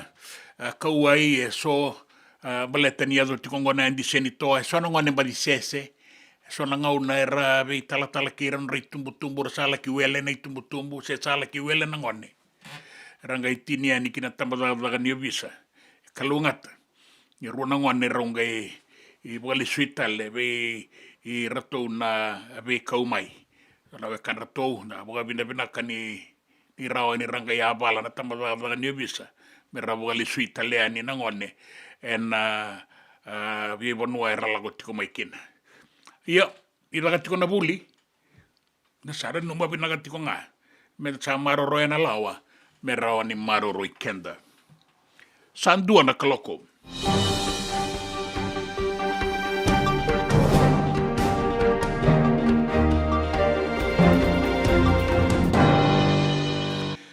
sa kerena nona bogadengu na iliu bogatawa di tambana ni bangangai na faikek o Francis Pulewai ya sa bogarita katalenga mai na lawyer ni Professor Biman Prasad ni buke-buke ni Prime Minister ni ratou sanganin dua bata kay na be kain be tagitiko kina na minister ni labo. O dei elewa na be taki be bagay dori se me kakua ni bagay dori. Bagay tagitiko may na daw ni be buke bagay tawa kay liu-liu talitiko nga buke-buke ni commissioner ni tambataka ni be bangangay na faike ko Francis Pulewai ni sa kerea na nona bagadengu may na itutu etukin na nangaunango ni o tiendo anambose batake roto na beliutaki and Judicial Services Commission sa kerea kina na nona bagadengu na itutu ni beliutaki na faikek kaya Pulewai ni asoliwa na ibagaro me bagambera na be bangangay membaleti Professor Prasad. Chaman ni baga edor ya sala ki baga buna talikin na nona lengan. Kaina kini bangangay ti kon na minister ni labo kay buka-buka ni Prime Minister Professor Biman Prasad. Yertu kay na nona lo esenga senga nindua na dala MSMB takikin ka rato sanganin dua bata ke na nona itukutuku na daw beliu taki bagadengo sama ikerengo na bagadengo Pulewai membaleta na be pangangai kaya tutiko en bukui Professor Prasad da be takingo kaya Pulewai ni sangani don meado ya sana krea kina nona bagadengo sabi sosomita kimai o Barbara Malimali. Ya o Malimali telemandanga se pangangaiti ko enang unago. Ya tanu itakatiko ni narawani wali ka boga meutaki na be bosaki en tambana ni be liutaki ni be pangangai na faikek merawani tosoki na boga binaka ka talan rondro na dagadaka era tongaraba. Era sabi nakata na dagadaka en company the Fiji Roads Authority mera sa ndambe na baka besi-besi. Tukuna na baka ilesi-lesi na non-rai songo-songo ni tamatadakadaka o irango era lewen na endua na matadakadaka ka endua na songo-songo ni tamatadakadaka na Construction Energy and Timber Workers Union of Fiji. Ka Saloman ramera sandam mera bagam besi baleta ni sanga ni matatatu endua na ituba ni sau ni dagadaka patakena dagadaka mengarabe na itutu dagadaka kena isau kasi dei toka na kena ituba kingo besi teka busar ngamai en bidana mbaki sawoti na matanitu ya solia vanam bilioni na dola na ilabo me di bagikina na FRA me te kawu mai na runa undolu tini karue sanganin doa na ituba ni ken rei sauna tamatadakadaka kina non rei tutu matata se mbulirawa membaleti rangona buni non rasa binakata mer rasa ndambe en bangam besi asini se bondo tele na bitala no ni ken rei sau e boga edori me te kawu mai na runa undolu tini kabitu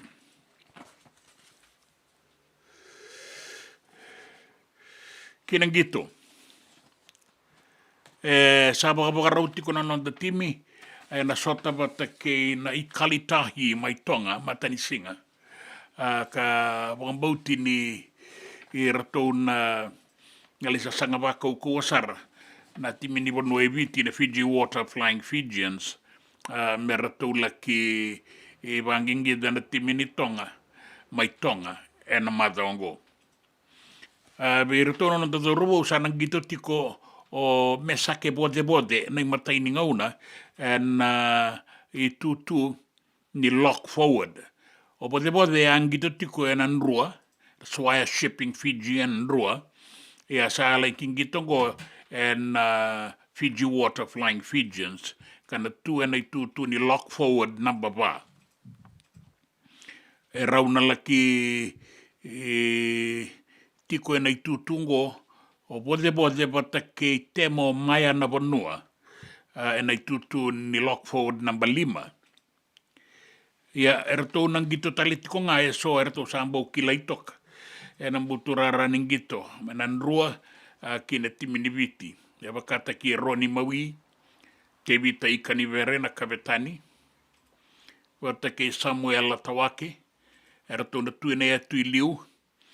E ratou na taisau e vida na dhouravou, wakata ki Melindera na langi, e lia dhana kaivata. Wata ke I Albert Tuisue, e nei tutu ni number 8, ke na last man down.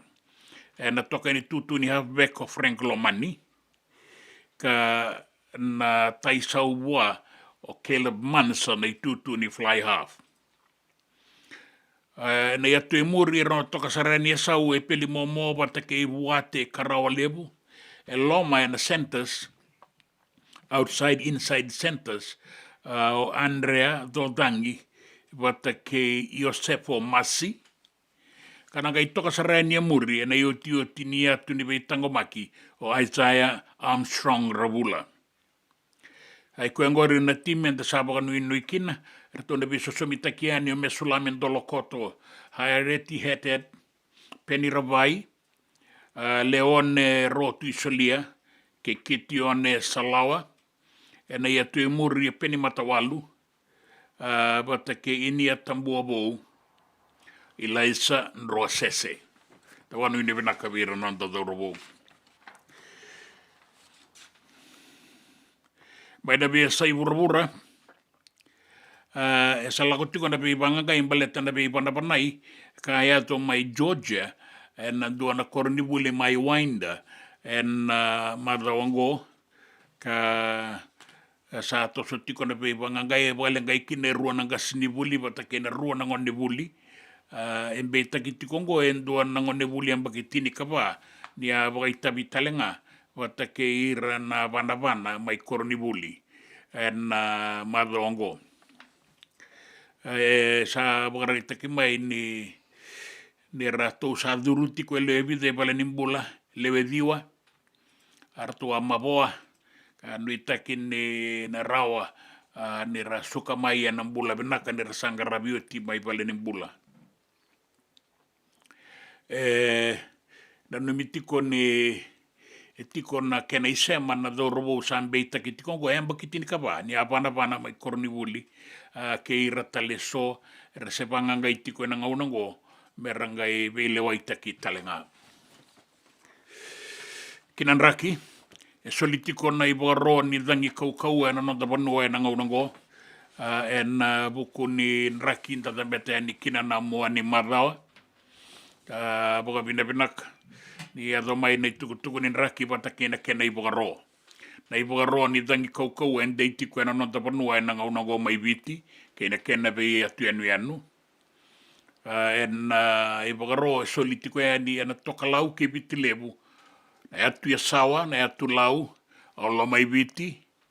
Na anu tabe uni wata ke di kombian, gele levu, wata ke na toka lau ke maduata. Na deba ke mbua, kakina na barabi ke da kaunrobe. Me doba na bongi lebu indai, en bula saratiko na matani dangi tokalau, ka na rawani tatamba na sona ngauna kina wasanga ulu ka 5 na nota. Me doba na bongi lebu ni kua en bula tiko na dangi tokalau deba na barabi ke viti levu kina tokalau na atu ya sawa na atu lau o lo mai viti o kandabu na be anu bole kata mai tabe uni di kombia ke nangele levu baka kina na tokalau ke maduata na deba ke mbua barabi ke da kaunrobe baka kina o raki mai ra ke na be bonua bole kata. E na laki ado basar tiko na basanga bulu ka 5 na nota na kau ani dangi tokalau na solitiko ani kinango na kena i bogaro. E na bebo nota le so e na mbula tiko na tokalau deba e na sona ngau na tatamba e na be ngau na tale so borobora na wasa.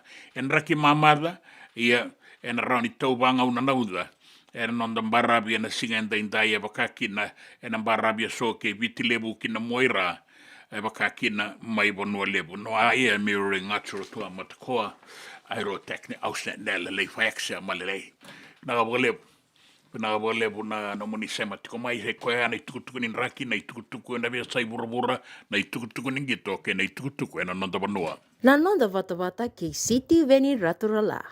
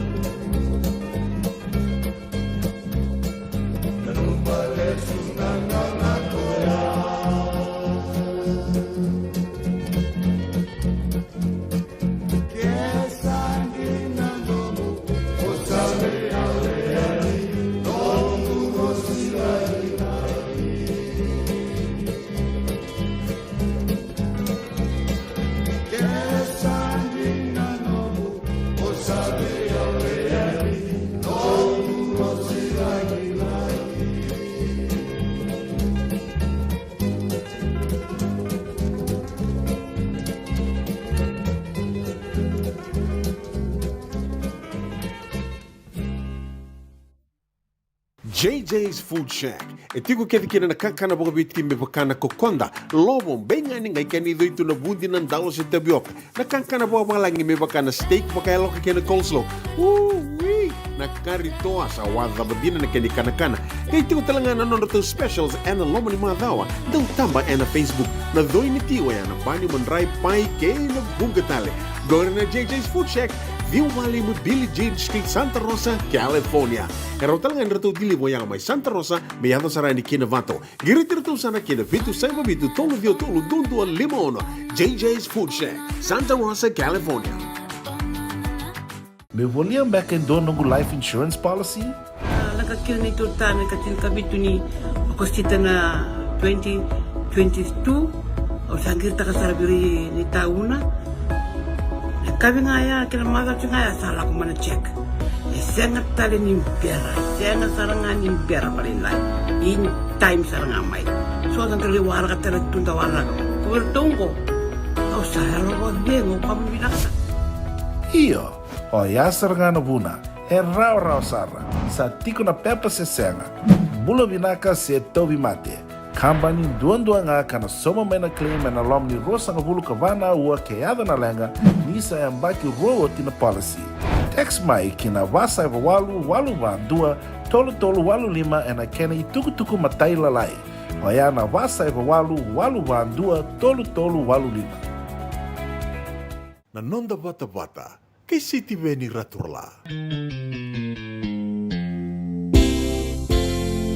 Delani rabo Delani rabo Ni vilava tua bula Ni vilava tua bula Eluitu to amahati amani Denambongi ngani hua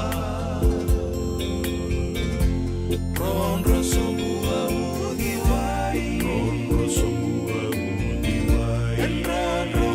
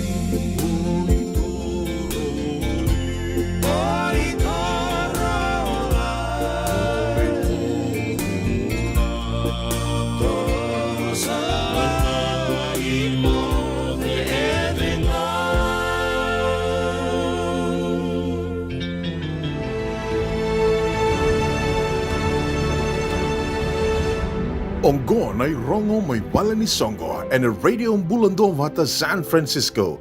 Mekauti kanda vata mai. Songo ni bukan nomini yang bakin rau ni Ratu Kanda Bulebu School and bukan doriti kene katini katolu ni September and lima na kaloko na kabi kene tini kandua na nomini na bukan doriti Kongo and a Holiday Inn Express and Suite Diwandua Vitu Limamba West Stockton Boulevard Elk Grove California Diwa Lima Bitu Lima Walu. Biti, na buwana numi ni Ratu Kanda Bulebu, na ika diwa ni singa na singa moniti na madao katumai, na daga kina na tayambe na korturanga isuwa, me teka bumwa na flea market, me ado sarean ni kina Albert Park, sana wawati kumai kina na bulangin dokai, na lewen ni imboseado ni palimendi, kada bulangin dokai kina na Prime Minister, City Beni Rambuka. Ya en singamoniti en madawa ka tumai e suba. Na nomoni e katalau masu na lewe ni ANCF cell group rua en bagaedo ritiko en ika walu ni singa ni bula o kotoba kana bagaedo ritiko ngo en 235 na Pacific Avenue Santa Rosa en bagaedo doriti Kongo bata kena songo ni sakilati kona kena inaki ai sanga tikungani matatabi au weekend dona na itau keni tuku ko en do biala ko kitaki se endo la ko ki Kentucky e bola itikongo ni kono nomuni komunila o embaleta na ilako lako moni le saraba na irusa ni wanga nei noa. Na wanga bagalile di mai kina noa bat kira tona na bubale kira na busa manu. Keo ni biela reida na wanga ya itiko mai taki. E na ulu ni bonua makao ararata. Ka taka sakina na wanga se tiko ngakina. Ye tuku ni tiko maingo na keni tuku. Ni ndo winakata mondo lako i Kentucky. E ndo tani tali na bibo saki. Anige yalula ninge iba matataka mai na tiki na yangori. Na irongo me na ni songo. Na nonda bata, kay City Beni Raturla.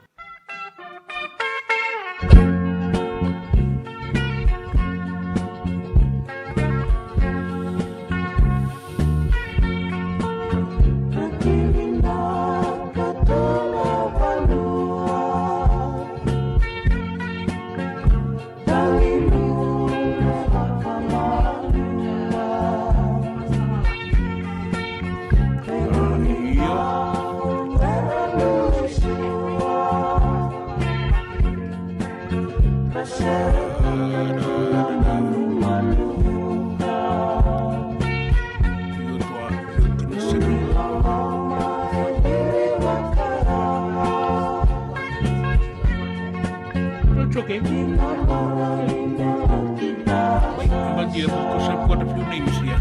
I need to get rid of them.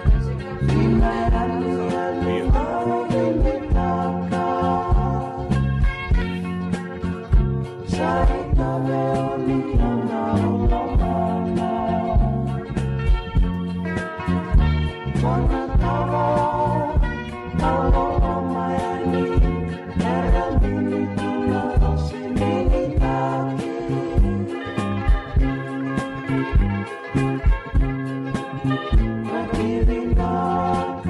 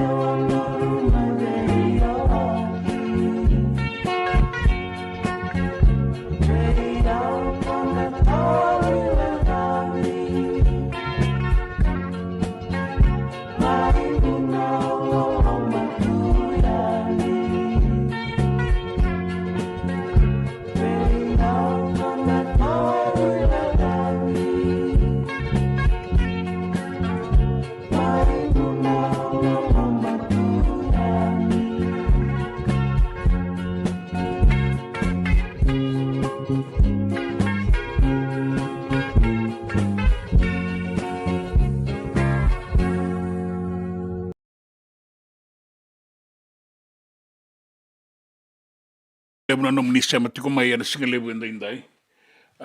O wanu ine venaga tiko eni ve ene lera tu mai tabuki venaga boga lebu mai Sacramento. Ne mani lingandua ambula venaka mai niwe. Ako mbau tene sanga ikena imata ingo mendarongo na nanda sema ya niki niwe. Ratiko na sana mana ya tukuka ratu tiko mai Micronesia sa sema tiko mai sanga idurumengo niwe mbula venaka ne mani lingandua. So seba tu itai mai tabua malolo mateo mai tumbalebu no mbula venaka milio mara mai karoko tunulo aba kaunrobe Patrick Baini Valu mai karoko tunulo aba kaunrobe no mbula venaka na turanga tovata kele mai Solomonia mateo mai tumbalebu mai nailo mai tunulo aba kaunrobe no mbula venaka me bauna numi tale tunga kina oroto na tikongo na rusang bulkao no Kelly Street mai Australia, New South Wales mai Sydney mai Australia kaya tunga mai salolo matuya ni kina nonta vanua iolo loma talenga ni wi kemuni pinaga bagalepu na nomoni sema tiko mai na singalebu endai se misi kaitani sa katoko kwa po tu mama da saranga mai na bula mai na oro kemuni ke sabo tu mama da bitu mandangani ngori la komai mai ngante manda bolelai wa imbuta ga ile sutelen se bagaba raki kundu tiko ngo serene miau bula benaka se misi kaitani mama da tu nambula mai na oro bina bagalebu ni andra na kanda ni ndo tiko mai do ngai wawanga mai kinoya o poate tiko ndala tonada ni tiko mai sando no tiko no do bi bosaki do ngai wawanga mai kinoya sin madala kinoya koro se kinoya bi vale taki ia men do ngada bono me dana kinoya laila ta kauni valu bina bogalebu na sema tiko mai lolo malebu tu yani mai na ya tu tokelau laila da kauni valu men tu tokelau bukadir lolo mandina na rongo ser makawa mai na nonda bonua bina bogalebu matagali semi sikaitani bina bogalebu buka isa tiko mai na kanda na rongo na ser nonda bonua io au kait como semisi io taki o noa ke na ebusa manu io ataronga tiko ya ni mertonga iba matata takamanda mai nei tau ke ni tukutukongo ertu la koi Kentucky sertu la koi taki ertu kait ko mertu na ngande I Kentucky mertu le sarabaki na wangani noa ya na wangani noa tiko mai taki mai esi alai ya bina bogalebu ndana kai bebu ke toka no semis na no moni tukutuku saki sa takirua ser ertu na no matiko mai era tiko ngo kinoya o Taniela takirua mai na mosikoro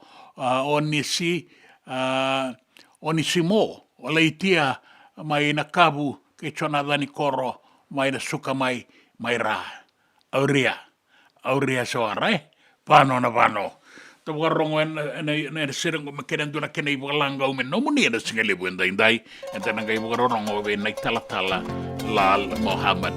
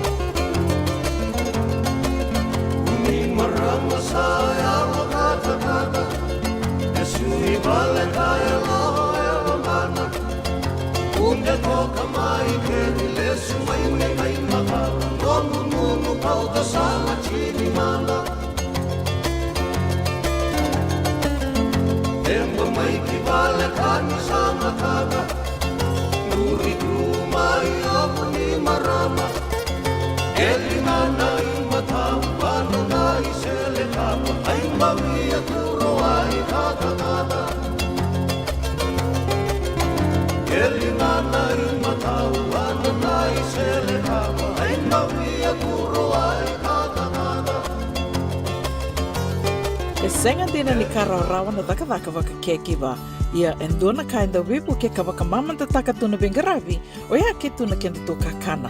Na ika, na dalo, na bisikete, na reo bata, na sunbells e tinimbulu makau. O kenda tona senga tiko ni driver se senga ni waka motoka kanda o Drena na tutu beto seki, erto satu wakarau na Divine Pacific Food Mart mai Sacramento, merto talaveani na nomni voliboli.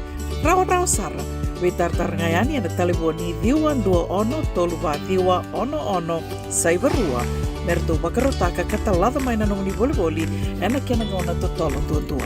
Divine Pacific Food Mart, Viturua Diwa Walu Franklin Boulevard, Sacramento, California. Namba di telefoni Diwan Dua Ono Toluva Diwa Ono Saivarua. Erto ngarap talangan kena lewak semburi ani nanomu yaya. Maina nonreto stoa kena nomu mate ni katumba. JJ's Food Shack. Etigo kedi kena nakakana boga bitki me bakana kokonda. Lobo benga ni ngai kani do itu na bundi nan dalos e tabiok. Nakakana boga malangi me bakana steak baka loka kena coleslaw. Na karitoa sa wadha badina na keni kana. Kaya tigo talaga na nonreto specials and lomo ni mga dawa. Daw tamba na Facebook. Na doy ni tiwa ya na pani manray pai kaya na bugatale. Go na JJ's Food Shack. Viu Valley mo Billy Jean Street, Santa Rosa, California. Karo talaga nreto dili mo yang may Santa Rosa, may ato sa ni Kinavato. Giritirto sana kina Vitu Saiba Vitu Tolo Dio Tolo Duntua Limono. JJ's Food Shack, Santa Rosa, California. Na nonda wata kay City Veni Raturala. Da bororong manda. Membaletan ibakasala ni Katini, klana soli Katini. Da bororong manda kina venay tala Lal Muhammad. Abo na uta chunga na ko na tanganen go lago tu.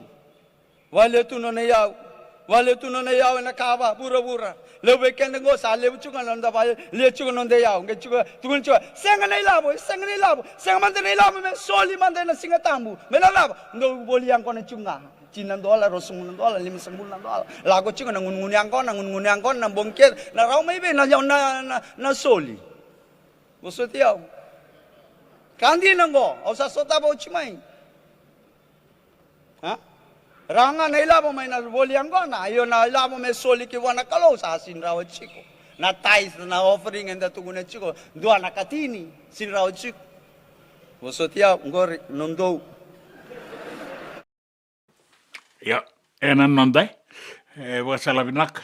Kandi na taudo kung balete tutuyan doon nga na mendarong ordakin na matanggali pa salawango may wain doon na italatala kibeira na bo ni talatala o na italatala lal Muhammad vinagabulebu ada mo ni dua batat ko may na singalebu enday asabo to ka erua sang bulkarua na miniti merua o erua sang bulkarua na miniti me pitu na kaloko Santa Rosa and radio bulan dua bata San Francisco di kautikan da bota mai.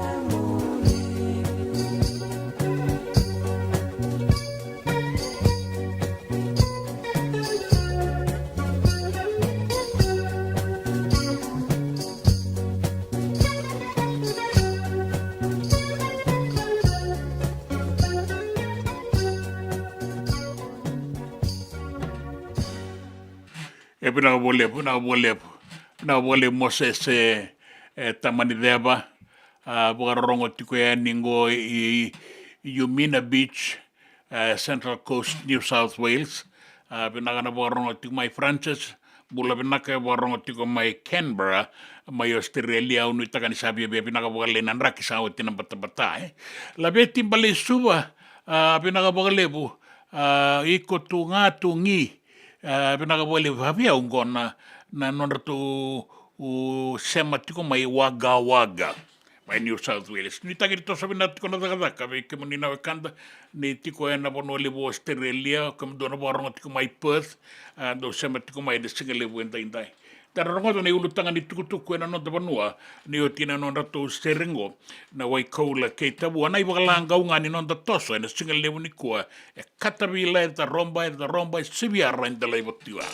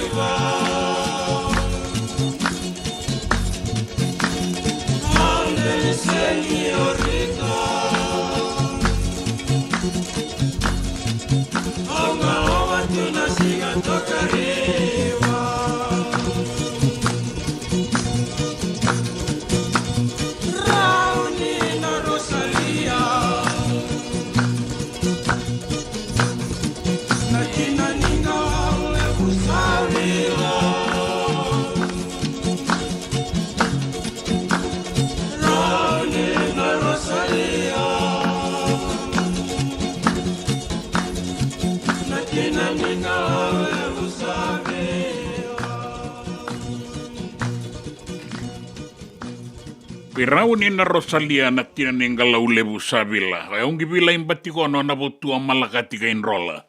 Abina bo lebu na sama tiko mo na singa lebu enda indai. Da rongo na ibo sala mai na tamada da ni visa ke una isi matiwai.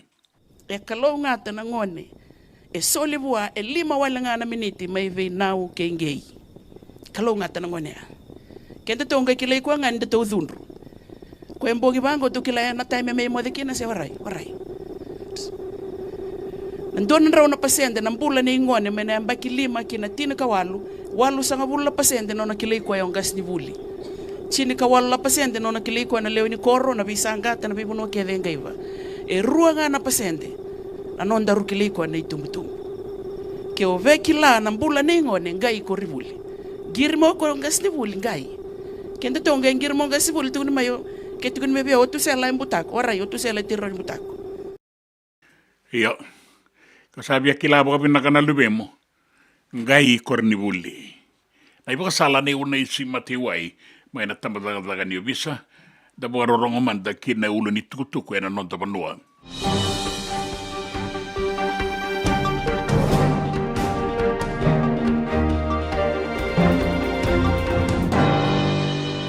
Sa kireno na pagkadengu, Francis Puleway, na iliu-liu bagatawa ni tambana di bebangangay na FICAC.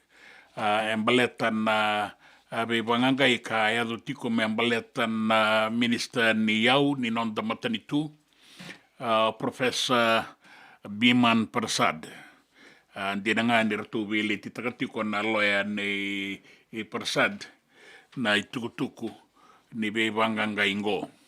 Ya sama ibu kadengu na iliu-liu ni FICAC asa sumita ki koyani o Barbara Malimali endua kasi bangangay talit komandangay na ngaunang go. Endua na iwaselia bunita matadakadaka en FRE na Fiji Roads Authority sabi na katatikong go karasan 2 bata. mera labelinga. Relewe ni sokosongo ni tamata zakazaka na Construction, Energy and Timber Workers Union. Era sa bose, era sa labelinga, mera sa pagambisimbis. Baleta na Kenry Sau, isang tikumbaga ni matata baga binakasara na Bibosaki, na buku ni Sau kena itutu baga zakazaka. En matata ngo i FRE, me rawa ni matata kina beira. Sen dua na Bibosaki ni Sau e baga yadori, me stego busara mai, en ruanun dolutini kabitu. En ruanun dolutini karua, e asoli kina kamba ningo, e va na bilioni ng dola me azobati ko maingo. Ia sin sa bondo na Bibosaki ni Kenry Sau en basika mai kina. E ruana dorobo uma sua grama, raungito bolia na timini kornibuli na bakitini kaono la kusombu, e rausango liki New Zealand. O ratu Jim wanga bola bola, wata ke chosua nandrendre. Rausati ko mai New Zealand andai e na boku ningito ke na buli, ni raula ki wakuria kina, ka nuitaki ni nambasika na rongo binaka ke na ngumatua ni rausala itiko New Zealand. O raua matataka tiko na korni buli ngo mai beuto sa solibira una sekolah sivi me raula ki buli kangito mai in New Zealand eran la itiko mai Aucklandi na Messi High School mai Aucklandi. Kina gito sana landi rara en madongo o mesake bode en dua kangito volima en Swire Shipping Fijian rua kasato sogo kina timini bonua na Fiji Water Flying Fijians en anon rausota kina timini tonga na ikalitahi e Teo Fiber Park mai Nukualofa en na Madawango.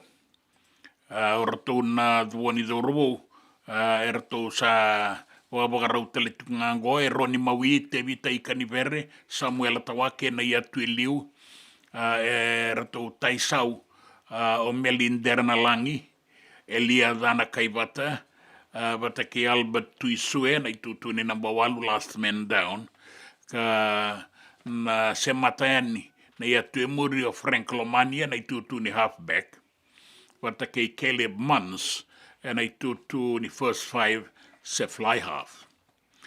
E rautai sau e nei atu e muri, o e peli momo bata ke buate karao lebu, ka ratou toka iloma, e so taile nonda dorobo, ka rauna se matani o Andrea Dodhangi, bata ke Yosefo Masi, e na centers, inside, outside centers. Ka toka mai muri, o Isaiah Armstrong Rabula, na ioti ni atu ni tatango maki.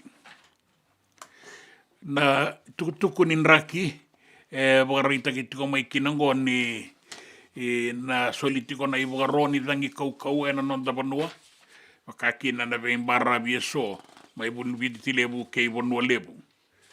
Na nonda panua e solitiko kina na iwakaroni dangi kau na toka lau kei viti lebu na atu ya sawa na atu lau lo mai viti, kandabu wata kene vei bonua wale kata, mai tabe uni o dikombia ng gelelebu, na toka lau ke maduata, na deba ke mbua, baka kina na barabi ni asana o da kaunrobe.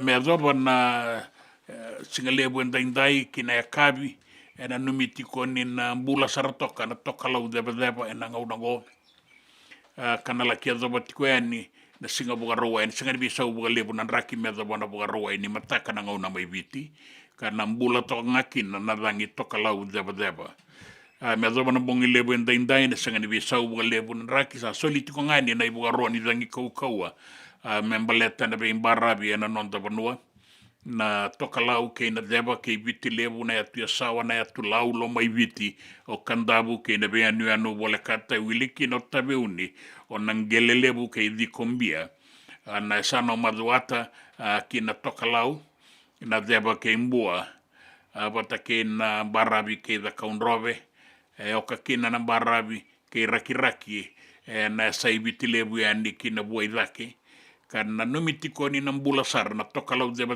melaki zoba na basa nga bulu kalima na nota na sona nga una na bebunu taleso ng bulatiko kina na to kalau zeba kene ibu rosa solitiko ni go ni zoba tiko na basa nga bulu na nota na tatamba kina na mata ni zangingo na sona nga una wara na wasawasa nraki mamada kana sewa na wasawasa na boleh besar na munisema tiko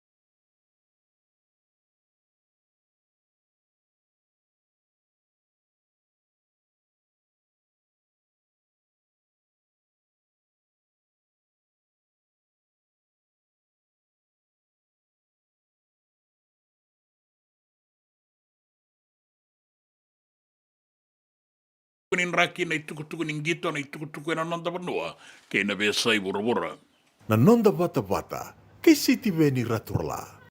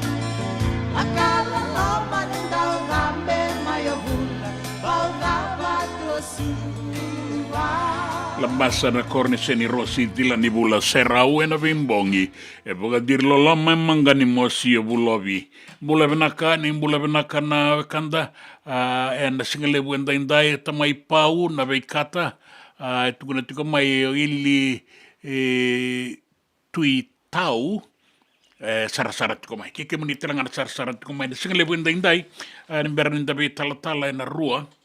Ano mga mo bukaritaka ni sa tika buo titiko na nang rasota-sota na randini sotia. E nang rasota-sota na Mother's Tournament e nang bakingo. Buka doritiko mai Black Rock, mai Nandi. Na numitiko kina na nonra iulutanga ni sota. E nang bakingo kasabuka doritiko ni kuwa na investing in women, investing in our future. Keke moni na vi nakata na madala ningito mai Tonga, mai Teu Fiber Park, mai Nukualofa, e na rawa ni Sarava, e na Walesi, e na sota mbulango ni Pacific Nations Cup, na ikalitahi watake na Flying Fijians. Au sada bai ke. Kira usada rua-rua, kira usada boga vina pinaka boga lewi ke moni sotale na ngauna batango e na singa ni mataka. Ni Samoa.